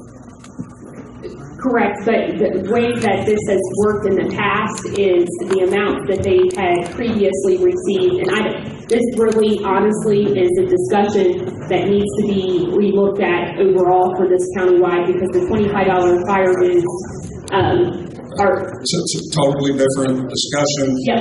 In the past, it's been, once they reach the $25,000 intake, it's done. So you need to take that up with each individual fire department. But as standing right now, it's about 15,000 to Jonesville from the information that I had Brian pull today. And this, specifically on Corin, I'm talking about last year's, from that standpoint, and there's discrepancy that it's a very. I'm just going by this year's user fees that have been received from the one that's going to be short is Jonesville right now by 15,000. And like I said, possibly 20,000. Depending on, so I believe that we need to be making decisions on what we will be doing to keep those departments whole. Because we've got a placeholder of 75,000. Those of you in the audience, typically other departments can also come forth and ask for supplemental needs, such as City of Williamstown came and an engine was replaced on a Ford F-350 at one point in time, and so there's the opportunity is in place to help keep some of those departments operating. And you can call it special projects, you can call it whatever you want, but we've got a line item there, Steve, that's 75,000 in that budget, and I think and that's accounted for in savings, but I think we need to realize how we will work to still keep those two respective departments whole. Let's see. Next item on the solid waste pickup among county facilities and properties. I'm not sure if Brian Miles is here. This came up on a couple different topics, but and we won't solve this tonight. But considering that we have a local landfill and a host agreement within the county, in our budget, we've got solid waste fees picking up. And so I'm not sure, Steve, is Mr. Miles here? No. Okay, all right, so that we could do a follow-up on that. And the thought behind this one particular piece, Steve, was, do we have anything in place, considering we have the landfill in this county, can there be anything realized from a contract that the county does not pay for the pickup services of that? So take that for what it's worth, but I put Brian Miles to confirm on that. Let's see. Brian also within the solid waste department, Steve had confirmed that he would not be spending monies between training and conferences and office supplies. And so that amount was $3,700 for that line item. The building inspector on the next line item has highly recommended that he wishes to update construction permit fees and present those to the fiscal court for fee increases, because it's been quite some time since any of that type of stuff has been looked at too. And again, I don't have a dollar amount on what that looks like, but Mr. Conrad said that he would submit that to be on the agenda, and that he's been working that for a little bit. I think we should put it on the agenda pretty quickly. So when I update this based off of our conversation. Another item that would not be realized and or spent is $27,000 from election expenses that is left over that was budgeted. And so that money is technically sitting there as well that would not be spent. There's also a placeholder within a community block grant. Again, technically isn't there to even spend, but I think it's important to represent to these citizens that $50,000 that was budgeted would not be spent either. The other item is speaking with the Sheriff's Department. They have a few positions through natural attrition that they plan to not backfill, whether it be through resignations. There's also been someone that's already turned in a resignation, and then possibly another position that could be realized. And so I think we need to get clear with the Sheriff's Department, what positions would we not be backfilling now as natural attrition occurs, and what positions we would not backfill as we frankly should be working for the 17-18 budget. And those positions, it's listed on here, reduced 1 to 3 positions within the Sheriff's Department. And, if all 3 of said positions were not staffed, which also presents from an administrative standpoint some hurdles that Chuck would have to overcome when it comes to collecting taxes. You getting hot over there? that from an administrative standpoint, there would be some things that he would have to consider if, a few clerks' positions were not staffed, which I would look for him to share that with us at that given time. And one of the, things that he had indicated to me was, one thing that we may have to consider, during these times because of staffing is that his office is closed on Saturday. And then I think about what does that do for collecting taxes, for those of us, that work a Monday through Friday job. And I think that would be something I would like, input on. It's been, shared with us, as an idea, and he also, just acknowledged, with those. Can you pay the taxes at the county clerk? No, not the property taxes. They must be collected by the sheriff's department, correct? And then they become Tabitha's? Okay. Let's see. Other things that we also wanted to look at included with the Northern Kentucky ADD.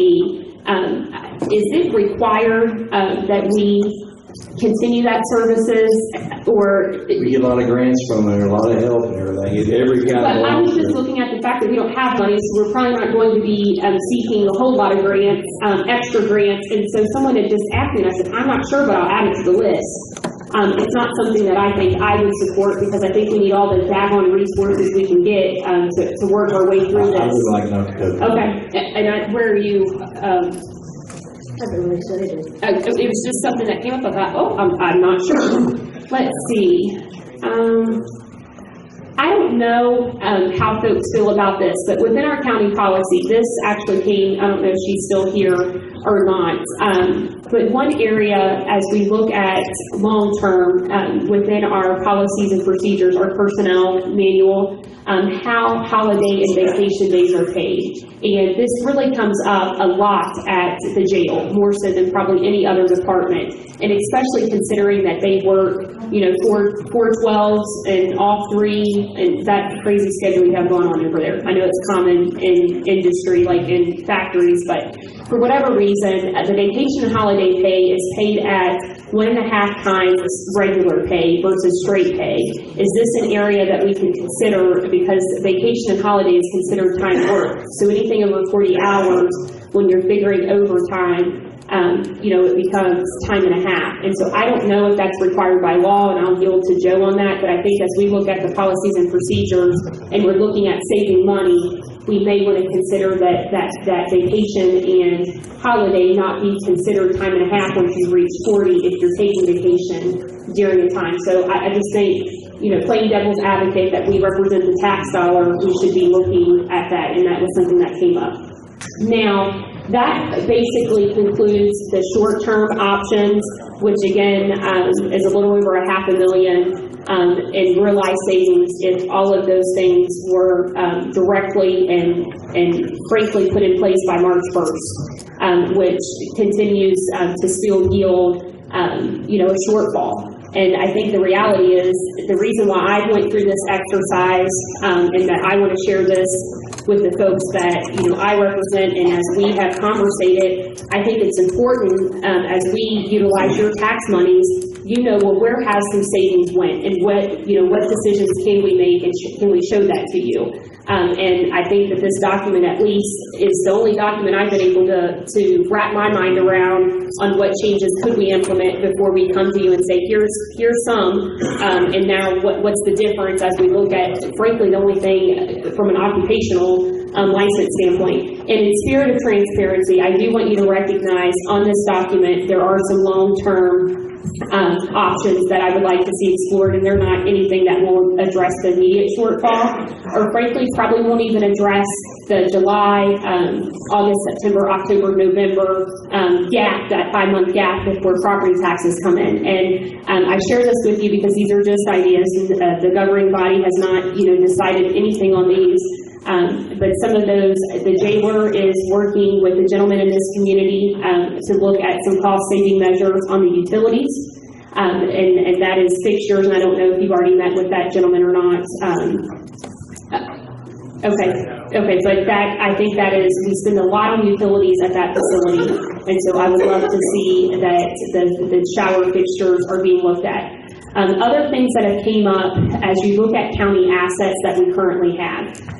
You are not able to sell Grant County Park. That was donated to this county, and frankly, it will be ours to take care of until we decide that we don't want to, and it goes back to the trust of some sort. The item that has came up through numerous conversations is the potential selling of IBEC Lane and relocating services to the Great County Park, which would require there to be some construction at that facility in order for that current blueprint at the Great County Park to accommodate, I think, close to 300 kids is what someone had told me plays in the Little League soccer field. And the reason why I think that property has came up is folks are thinking and anticipating in the future, is that a high price tag? Is that land worth more, and could we build other soccer fields by getting a bulldozer in the Great County Park and looking at selling that property in the future? I know that those folks have worked very hard to try to get grass to grow on the clay,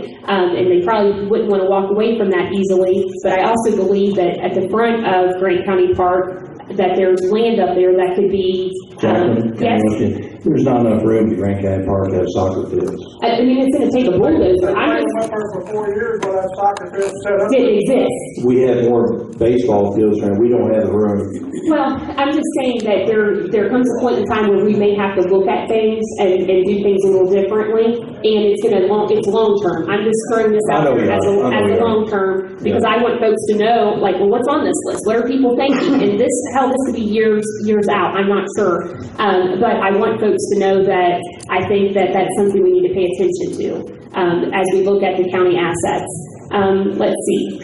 Other things, as far as additional county assets, is could we utilize the former county barn and relocate the current road department back to Barnes Road, and again, potentially consider selling valuable land that's located in Dry Ridge on Hopperton Lane. Albeit it's a smaller blueprint, I think, with the proper planning in the future, we may need to consider moving back the road department to Barnes Road, because that land right now has previously had oil tanks on it.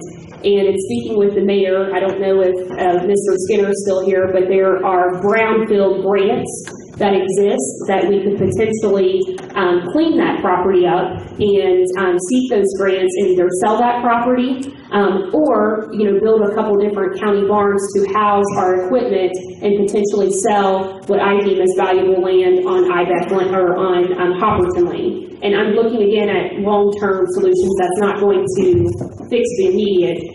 But again, wanted to throw that out there as well. And then other things that I know that Ms. Coldarn has echoed and that our county employees would probably genuinely appreciate, and quite frankly, Pat and Peggy, you probably will too, because you've been picking up these tasks. From an administrative standpoint, in the future, if we could highly look at bringing someone back on staff, whether it's full-time or part-time, for an HR administrative position that would be responsible for the gatekeepers of our health insurance, that potentially could process payroll, because we are, spending a little over or right around $1,000 a month to have our payroll processed.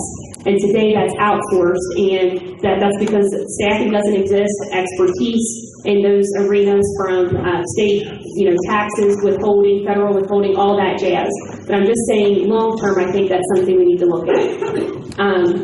Other than that, those are the short-term and long-term things, and, again, the intent of this is, I think, Steve, I think some of this is immediate follow-ups. I think we, confirm some things, but I want, before we go to implement and read a first ordinance, I think we owe it to the taxpayers to document this, to confirm it, and I don't know if that requires a vote or what on some of these things, to show to them that we've done our very best to get our own house in order. But at the end of the day, folks, it's not enough. And that's why we're here tonight. Okay, thank you. I'm going to add one thing. Been on the mind since we started. I want to wait till you finish what you're doing. Something else that this fiscal court has to address so that it doesn't happen while you remain in office or for future fiscal courts. But since this fiscal court's been in office, some time back, we ordered a study on the sheriff's, a study and assessment on the sheriff's department. We paid the department at the University of Louisville $21,000 to do a study that I've got a copy of. It looks like we go amount to a hill of beans. Now that's like burning $21,000. And I'm assuming from what I read, it was either ordered by Judge Woods or former Deputy Judge Chipman. But either way, it's a waste of taxpayers' money, and that's when people get so upset about asking for more money when you can look in there and find total waste. Well, and Mr. Chipman, to your point, I think one thing that Shauna and I wanted to recommend, Judge, as we go to craft, and rightfully so, the timing is now for the 17-18 budgets, we wanted to recommend, albeit short notice, KCO has the budget planning meeting from 9 to noon on Friday in Frankfurt, and I wanted to know if you would support, it's free, and I'm sure we could just send an email, support the department heads. Yes, I'm taking a vacation day to go because we need it. I'm going to go again, and I've been before, but to support the department heads in going so that they can help craft these budgets too, so that Well, they're going to be watching us real closely.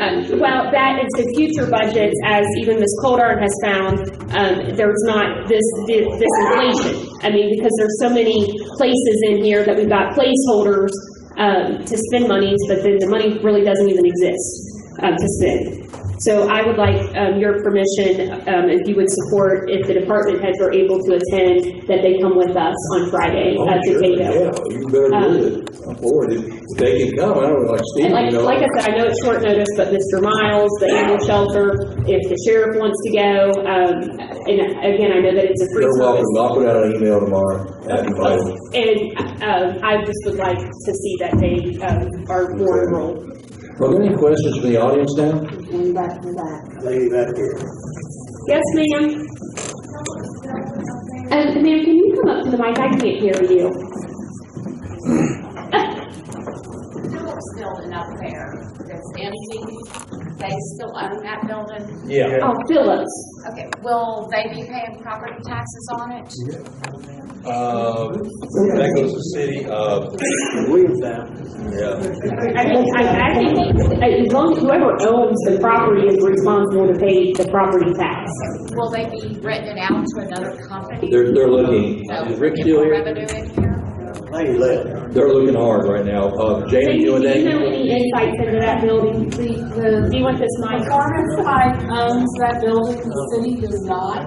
Right. And as soon as Performance Pipe has cleared it with all the materials and whatever equipment they're gonna take, it will be on the market. I know there's several real estate agents who are anxious to get that.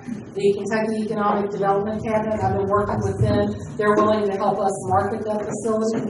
It does have some issues as far as the railroad spur and the age of the building, but we are actively seeking somebody to come in there and fill that. It just, unfortunately, it's one of those, it's a hurry up and wait, and until they get out, we can't market it because they've still got their stuff in there. So, but the state of Kentucky is willing to help us with that. Thanks, Jamie. I got several questions here. It's like on your health insurance.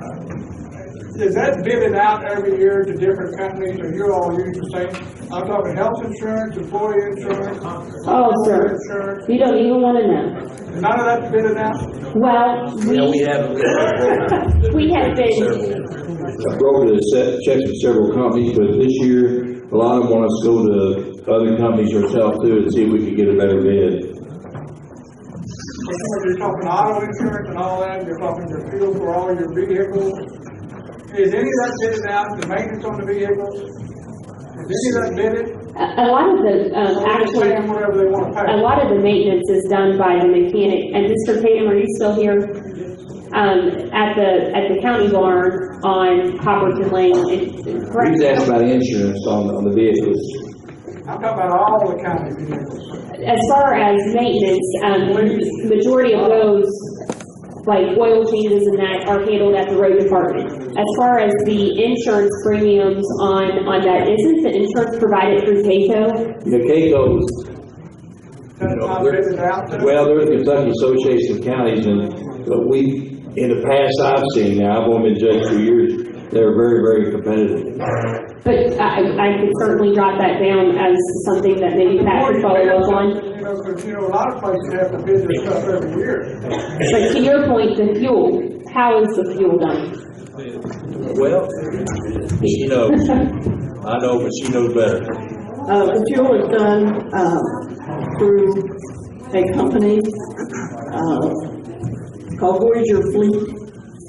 They issue cards, and when the road department or the sheriff's department or whoever needs gasoline, then they, whether they're a deputy or someone with the road, then they fill up the vehicle. Normally, they would try to fill it up at the cheapest place. You would have to ask Mr. Tatum, but I think normally, Steve, don't you all fill up right there in Dry Ridge? Can you tell us where? Yes, we do. Whichever one's cheap. Okay. I know that the jailer uses Grant County Wall sometimes. I'm not sure where else. But if they're on transport or if the sheriff's deputies are out on the road, of course, I'm sure they go to the cheapest station they can find, but when they need gas, they fill up with those gas cards. And then we get the bill at the end of the month, and I check and make sure that I have the receipts for the gas that's purchased. So the answer is none of it's bidded out, right? I beg your pardon? None of it's bidded. None of it's bidded. But potentially that is something that, I mean, this budget we couldn't do, but next budget, in the planning process now, we could explore that. Yeah. I mean, Well, because one of the it's important. issues, especially with the sheriff's department, they're on the road. That's what I was gonna say in a card, is, Yeah. You have another question, sir? Well, it really wasn't answered, was any of the insurance bidded out? That's what I'm asking. Well- Well, there's usually one company that's very competitive. That don't mean they're hill of beans to me.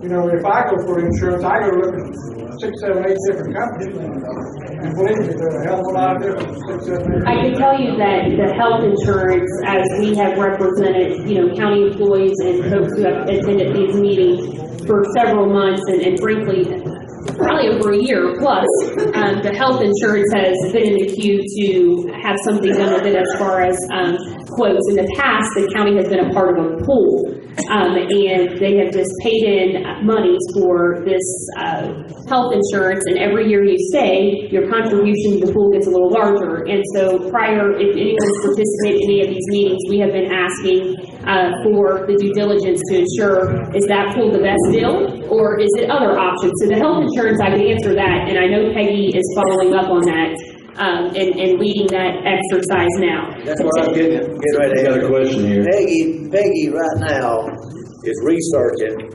other insurance companies to get some quotes to compare with what we've got. And I will say this, I share that even though she's not an HR administrator, she's a county treasurer, and I think that's also part of some of our issues here is internally our staffing structure, as I indicated and as Ms. Coldon has picked up on over the last several months, is we're missing a key component to an extent in county government of our size when you are dealing with the number of employees that we have. And I think these ladies that are currently staffing up there, I think they've been holding it together pretty well for what they have to deal with in their day jobs. But I think that's another reason, and I'm not making an excuse, I'm just telling you the reality on what I see as a magistrate, that you've got a county treasurer working, to get health quotes. Now, I think she is doing what's expected as far as, trying to follow up to the best of her ability, but she's not schooled in, that type of nuance when it comes to the various packages that exist. But I do appreciate that. You got a question right Hold here. on, but I wanted to finish it. But to answer your question, like Steve said, the auto insurance or the fuel consumption, to my knowledge, is not quoted. Well, on the insurances, whether we have our insurance through the Kentucky Association of Counties, they insure every vehicle, every building that the county owns. It's all in one policy. I can't tell you the exact number tonight because that's something I didn't look up today. I didn't anticipate that question. But, I would certainly be able to give you that information if you want to. As for it, I can get that information. I'll put it on this list and resend it. And I will tell you, it is not cheap, but we all know that insurance is not cheap. But I believe that because we package it all together in one policy, that they give us the best price. And we've never had a problem with claims. They respond immediately. It's worked well for this county. Okay, right here, he's been trying to answer questions. Got two questions. First one is, does the county pay 100% of health insurance for your employees? For the personal workforce, we do. We pay 100%. I work for a company, and I have to pay half my insurance. I know. Can't you all work that into your budget? We can, but we try to keep the employees we got, and that's an option we got. But I understand that. I understand what but you're saying. every other worker in this pays a percentage of their, I know. and I guess working for the state or for a county or a government type official, that's a fringe benefit. It is. But at the same time, I'm 20 years in my job, making less than what that county official or government official is, still paying half my insurance. Yeah. That's where I don't get fringe benefits. And then again, the second question is, we're going to be paying this taxes. Can you all quarterly, semi-annually, or whatever, show us through the Grant County Express or the news, something like that, where our money's going? You know, you can come in anytime you want to look. I agree on that. I guess we could. Office hours, 8 to 4. I work from 7:30 to 6. We can't get in there to see that. I'm sorry. Okay? So therefore... You can request an open records request for that. We can do that at the same time. I understand that. But there are a lot of people who have no access to that. But they get the Grant County Express every Saturday in their mailbox. So if it was posted in there, quarter page, half page, whatever, that's a free mailer that everybody that's advertised into it is paid for. If we are getting taxed, which we have no other choice about this matter, we should be given the responsibility of seeing where that money's going. I don't have any argument with that.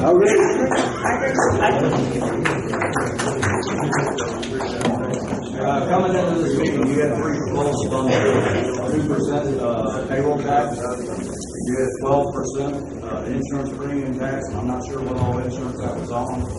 And you had a 2% small business tax on people. What's on the table now? Is it just a 2%? Right now, in my opinion, just a 2%. It's just a 2%. I've got to talk to the manager, see if they agree or not. Excuse me, 2% business tax is all, not on the table. That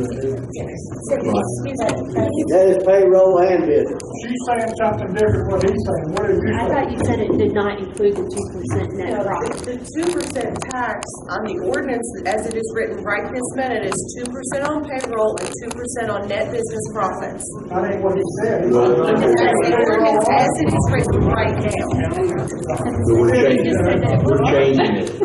What is it, Steve?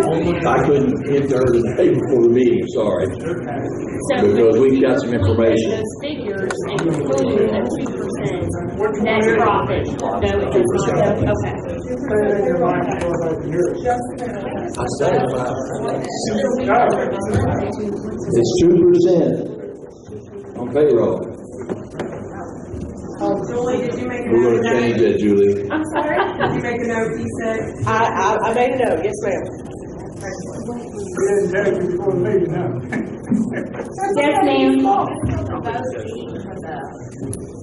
The way that the process works is your first reading, you do not vote. And then you have it has to be advertised in the newspaper for, is it a week? 2 weeks. 2 weeks. Until the next meeting. Right, and so then 2 weeks passes after your first reading, and then the vote takes place at the second reading. You all are the only one total on that, correct? Right. 4, because he votes.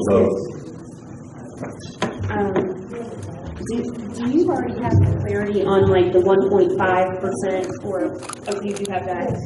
You wanna know what those numbers are? Yes, please, because I have to do the 1.5, the 1 Jackson, what are they gonna advertise in the paper? That it would be the official reading of the ordinance that takes place at the first reading. What I have learned, though, is between the first reading and the second reading, there can be some revisions. However, I would like to, know what we're getting into before we get there. You wanna go lower, and he keeps saying up here, but you gotta know what you're gonna That's advertise correct. when you put it in the paper, else it's no good either way. Would you read off those other figures for Okay. the 1.5 or? 1% is 1.7 million, 1.5 is, 1.5. 1.25 is 2.125. 1.5 is 2.55. 1.7 is 2.975. 2% is 3.4. Peggy has more precise numbers than that. I rounded down first two. Peggy, would you email those to us tomorrow? Again, I know that you've already emailed, which I have not seen that since. And for myself, I want clarity. Mr. Chipman himself says he went down to Frankfurt today, which I'm appalled at Frankfurt, they won't even talk to us just to get some answers. I don't know why. And you're saying that he says Mr. Brown says it's way too high, and then we get another set of figures here. So I guess I'm baffled. Peggy, would you stand up and tell what Mr. Brown told us? What he told me was that it would be a combination of cuts, along with what he would probably recommend would be the neighborhood of 1%, which would generate, originally I was led to believe that 1% or 2% was going to generate 1.7 million. But during the studies that we looked at, and getting more information from you all, 1% will generate 1.7 million. That's right. And with cuts, it should get us to where we can balance the budget. Would you mind standing and tell what Mr. Brown told us? What he recommended? Several weeks ago, he recommended that we go to. Thank you.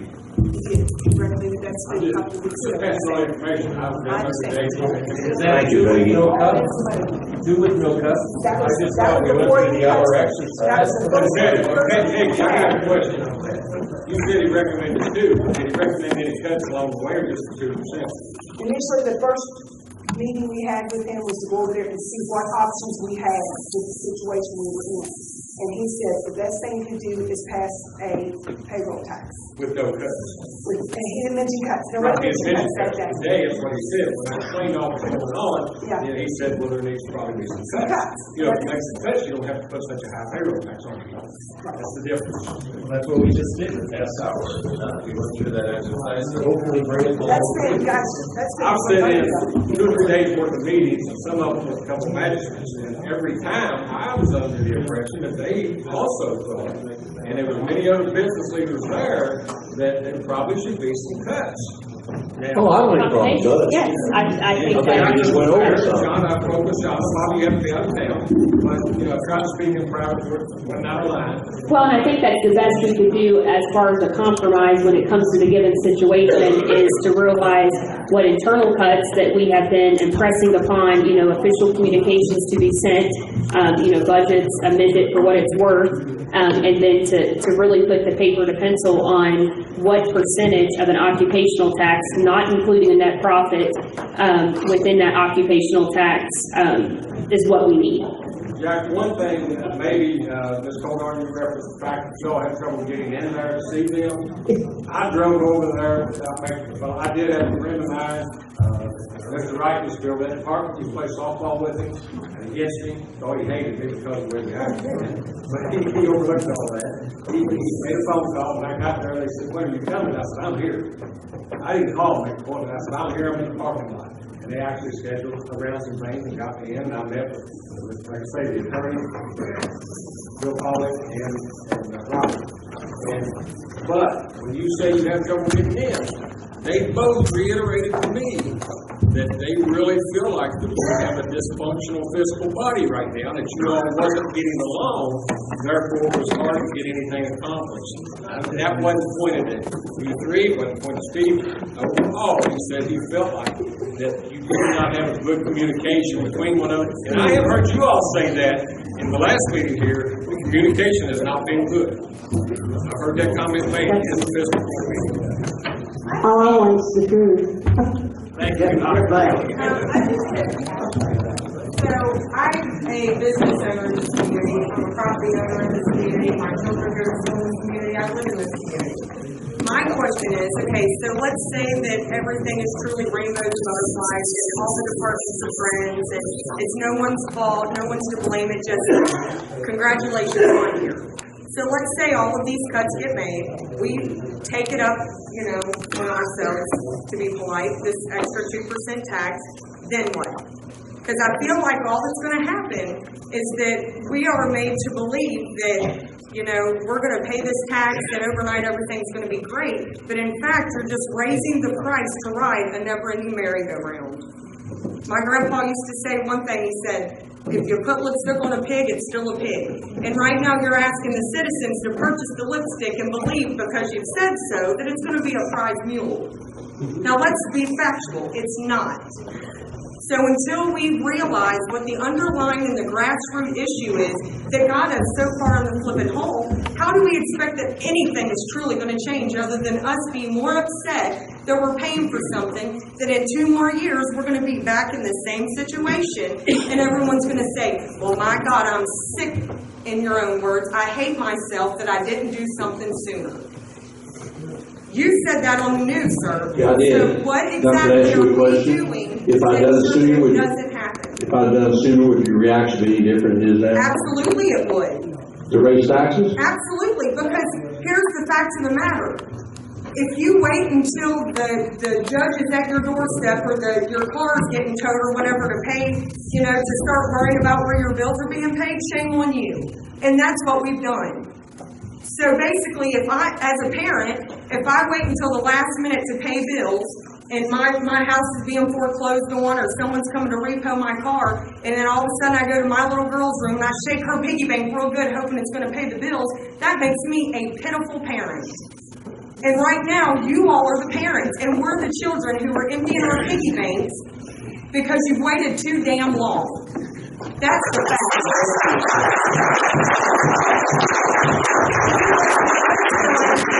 You should have done it. Don't wait till the last minute and expect all of us to be rainbows and sunshine about it. I don't mind to pay taxes. Not one bit. If my tax monies are being done with what should be done with them. But up till now, and it's not just you, with all due respect, it's a trickling effect. It didn't just happen overnight. That's true. But we have to make sure as a community and as a county and as elected officials that it won't happen again. What policies and procedures are we putting in place to make sure that this circle doesn't continue and continue and continue and cost us more and more money? And I'm very frustrated with that too. And I'm not pointing fingers. I think we've got a very volatile beast on this county that we can't control. I don't know why we can't control it. It baffles me that we have been through, this is our 3rd jail situation, and we still can't get control of the volatile beast, and I just don't know why. Right. Yeah. I mean, it is, it's so volatile, please. Everything rises and falls on leadership. Right. So until the people at the top start looking at what they need to look at, it's all going to fall downhill. And I'm sorry, but the small business owners, the farmers, the school teachers, the bank tellers, we're the ones at the bottom catching the shit. I'm sorry, but it's the truth. And y'all can continue to say, I'm sorry, I should have done more before, but you didn't. And that's all good and well. Let's be honest, this was wonderful that we went through this budget, but it is all for show. Because at the end of the day, Jacqueline, this ain't going to pay the bills. We all know this. Numbers don't lie. So we're going to pay a tax, folks. Pull up your bootstraps and realize that's coming. It's a fact. We're not going to get over it.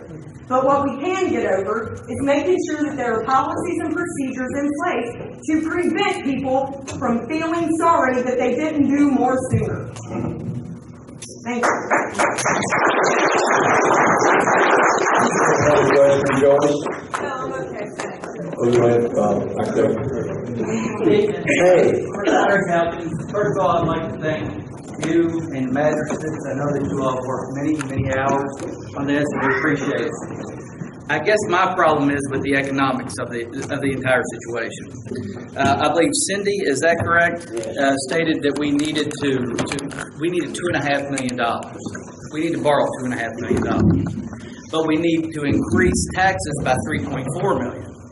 Well, I would assume if we're borrowing $5 million or $2.5 million, we're going to bond that over a period of time, maybe 10 years. So the debt service on that $2.5 million would be $288,000. And say you wanted to shorten it to 5 years, it would be $540,000.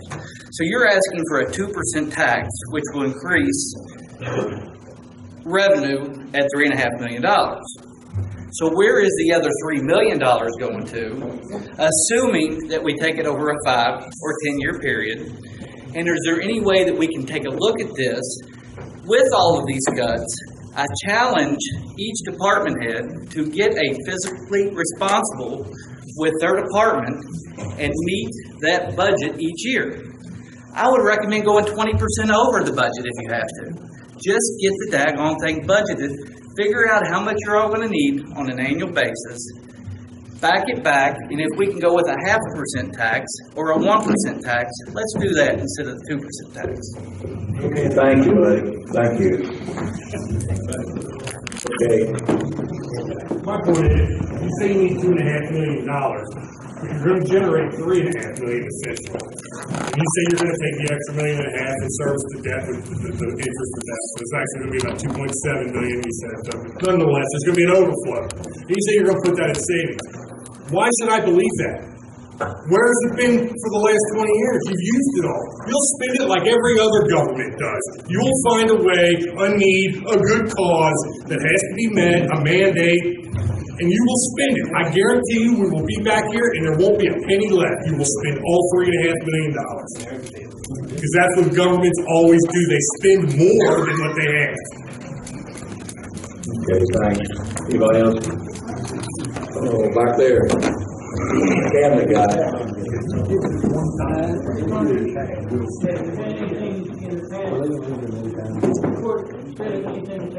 To help to attract or give incentives for businesses to come in here, increase payroll, and jobs for people. His question, Steve, was, has there been anything done at a county level, sir, that would help stimulate growth as far as for businesses? Is that what your question was, and incentives? More jobs and more payroll, they'll pay the taxes. You'll have more money to work. If you had more businesses, you would have more jobs and be more payroll taxes anyway. That's one point to consider.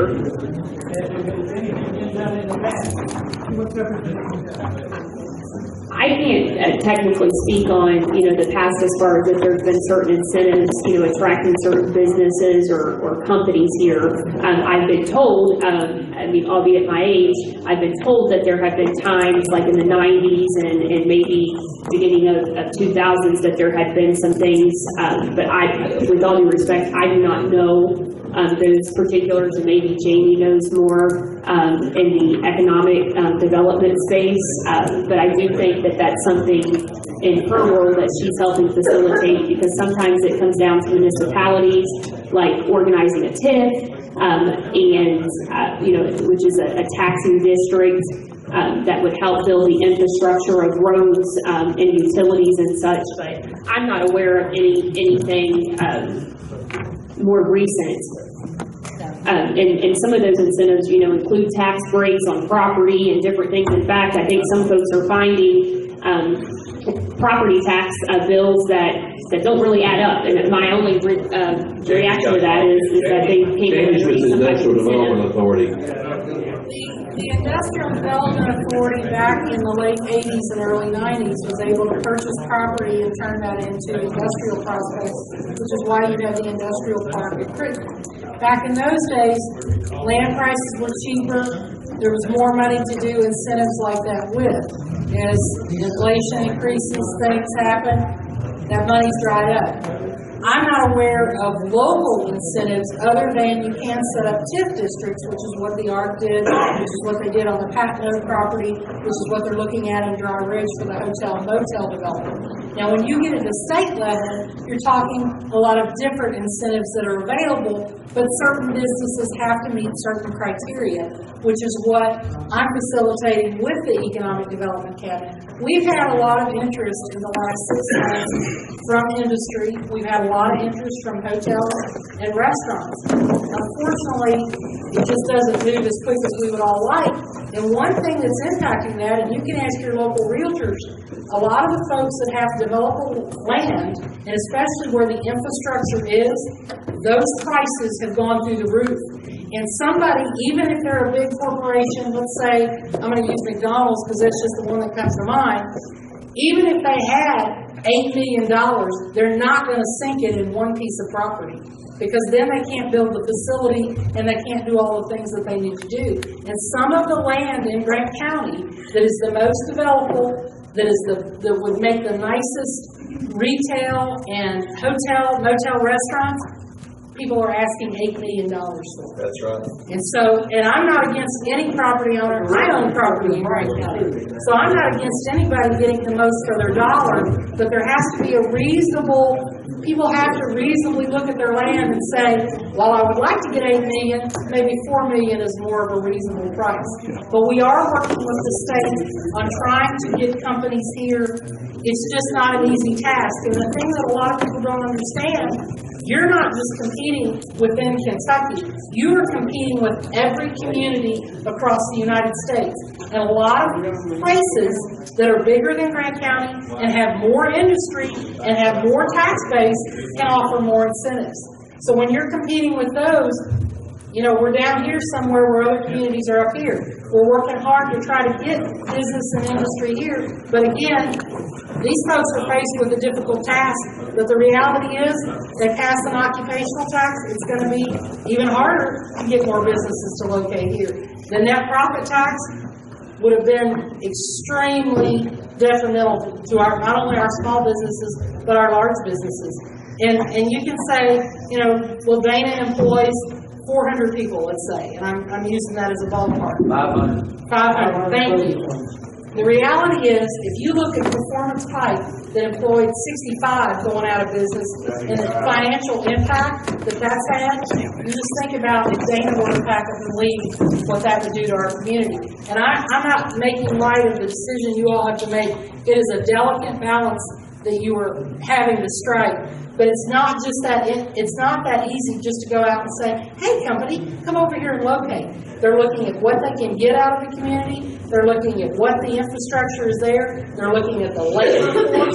And Dana can tell you they probably already had trouble filling some of the spots that they had. So it's a balance of all those things that go into economic development. But I can assure you I'm working really hard to promote Grant County to anybody that will hear me.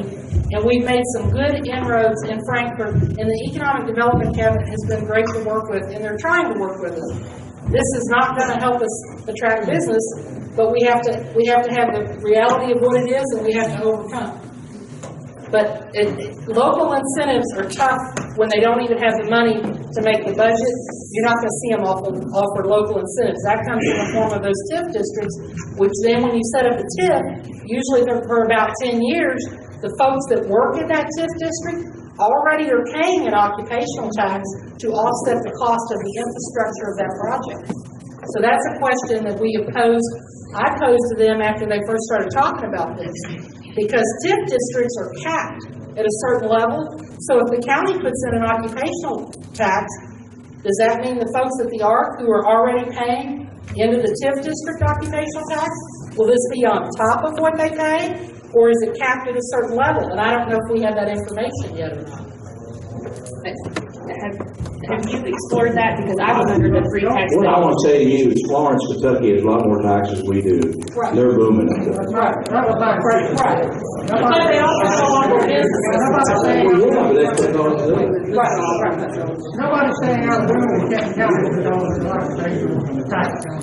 Yeah, that's like nobody will ever come here again. Yes, ma'am. I live in Grant County, and I'm a paraeducator at Grant County School. You keep telling us that Boone County, Kent County get all these other taxes. Well, you know what? As a paraeducator this year, or last year, I made $11,000. Do you know what a paraeducator in Boone County makes? More than double that. So they can afford to pay that taxes. And someone who only makes $11,000 a year in the school system cannot afford to pay those taxes. It's a percentage of what you make, isn't it? So the person that makes twice as much as you pays twice as much tax. You got a whole lot more left over.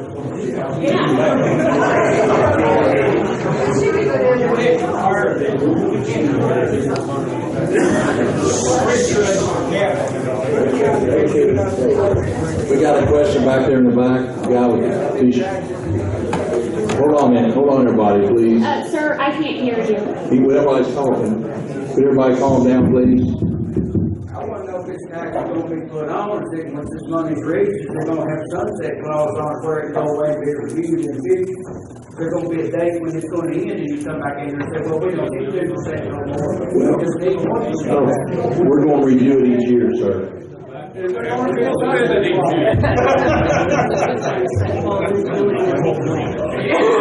Yes. To get the 3.4 million, according to this sheet you put out, there are 5,892 people working in Grant County. So if you divide 5,892 into 3.4 million, that's $577 a year that's going to be taken out of their wages, or about a little over $48 a month that's going to go to this. So if you start out at 2%, and then we do have businesses come in, and you still apply this, do we knock it down based on the number of people that are contributing to it? I mean, that's my question. I mean, it's $577 a person right now that's working in Grant County. Steve, you didn't answer his question back there. Did there want to be a sunset clause in it? You just said, the guy right back there just asked me. Right there. I didn't hear him, okay? I'm sorry. You was looking right at it, and you didn't answer. I was looking, the guy was talking. Is there going to be a sunset clause in this? No. All right, there it is. So it's a permanent tax, you don't have to look at it. That's what you're saying. No, I said we're going to look at it each year. An ordinance. It's not a sunset clause, it's a permanent tax. We're going to put it in the Right, Bobby? ordinance. Right now, an ordinance can be reviewed and reduced at any time with any governing body. Depending on how it's written. Well, we're going to write it the right way, we hope. Sunset clause, you don't write it no other way. It shows you review it. And if it needs to be done, you can control it. Right, Bob? Sunset clause can be written into any ordinance, and it can start off at 3%, 2%, 1%, and, as needed. Now, it can be. That means it can be looked at and it can be dropped down. If you don't put a sunset clause, you say 2%, it's done. But whether you put a sunset clause in it or not, we can still revamp that because it's an order. It's wrote in order form. You all may be gone by the time I come. Well, that's true. That's true.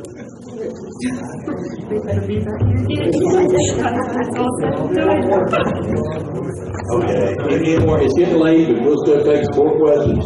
We got any? If not, nobody's raising their hand. So thank you all for coming out and all your ideas and thoughts. Let's head on home.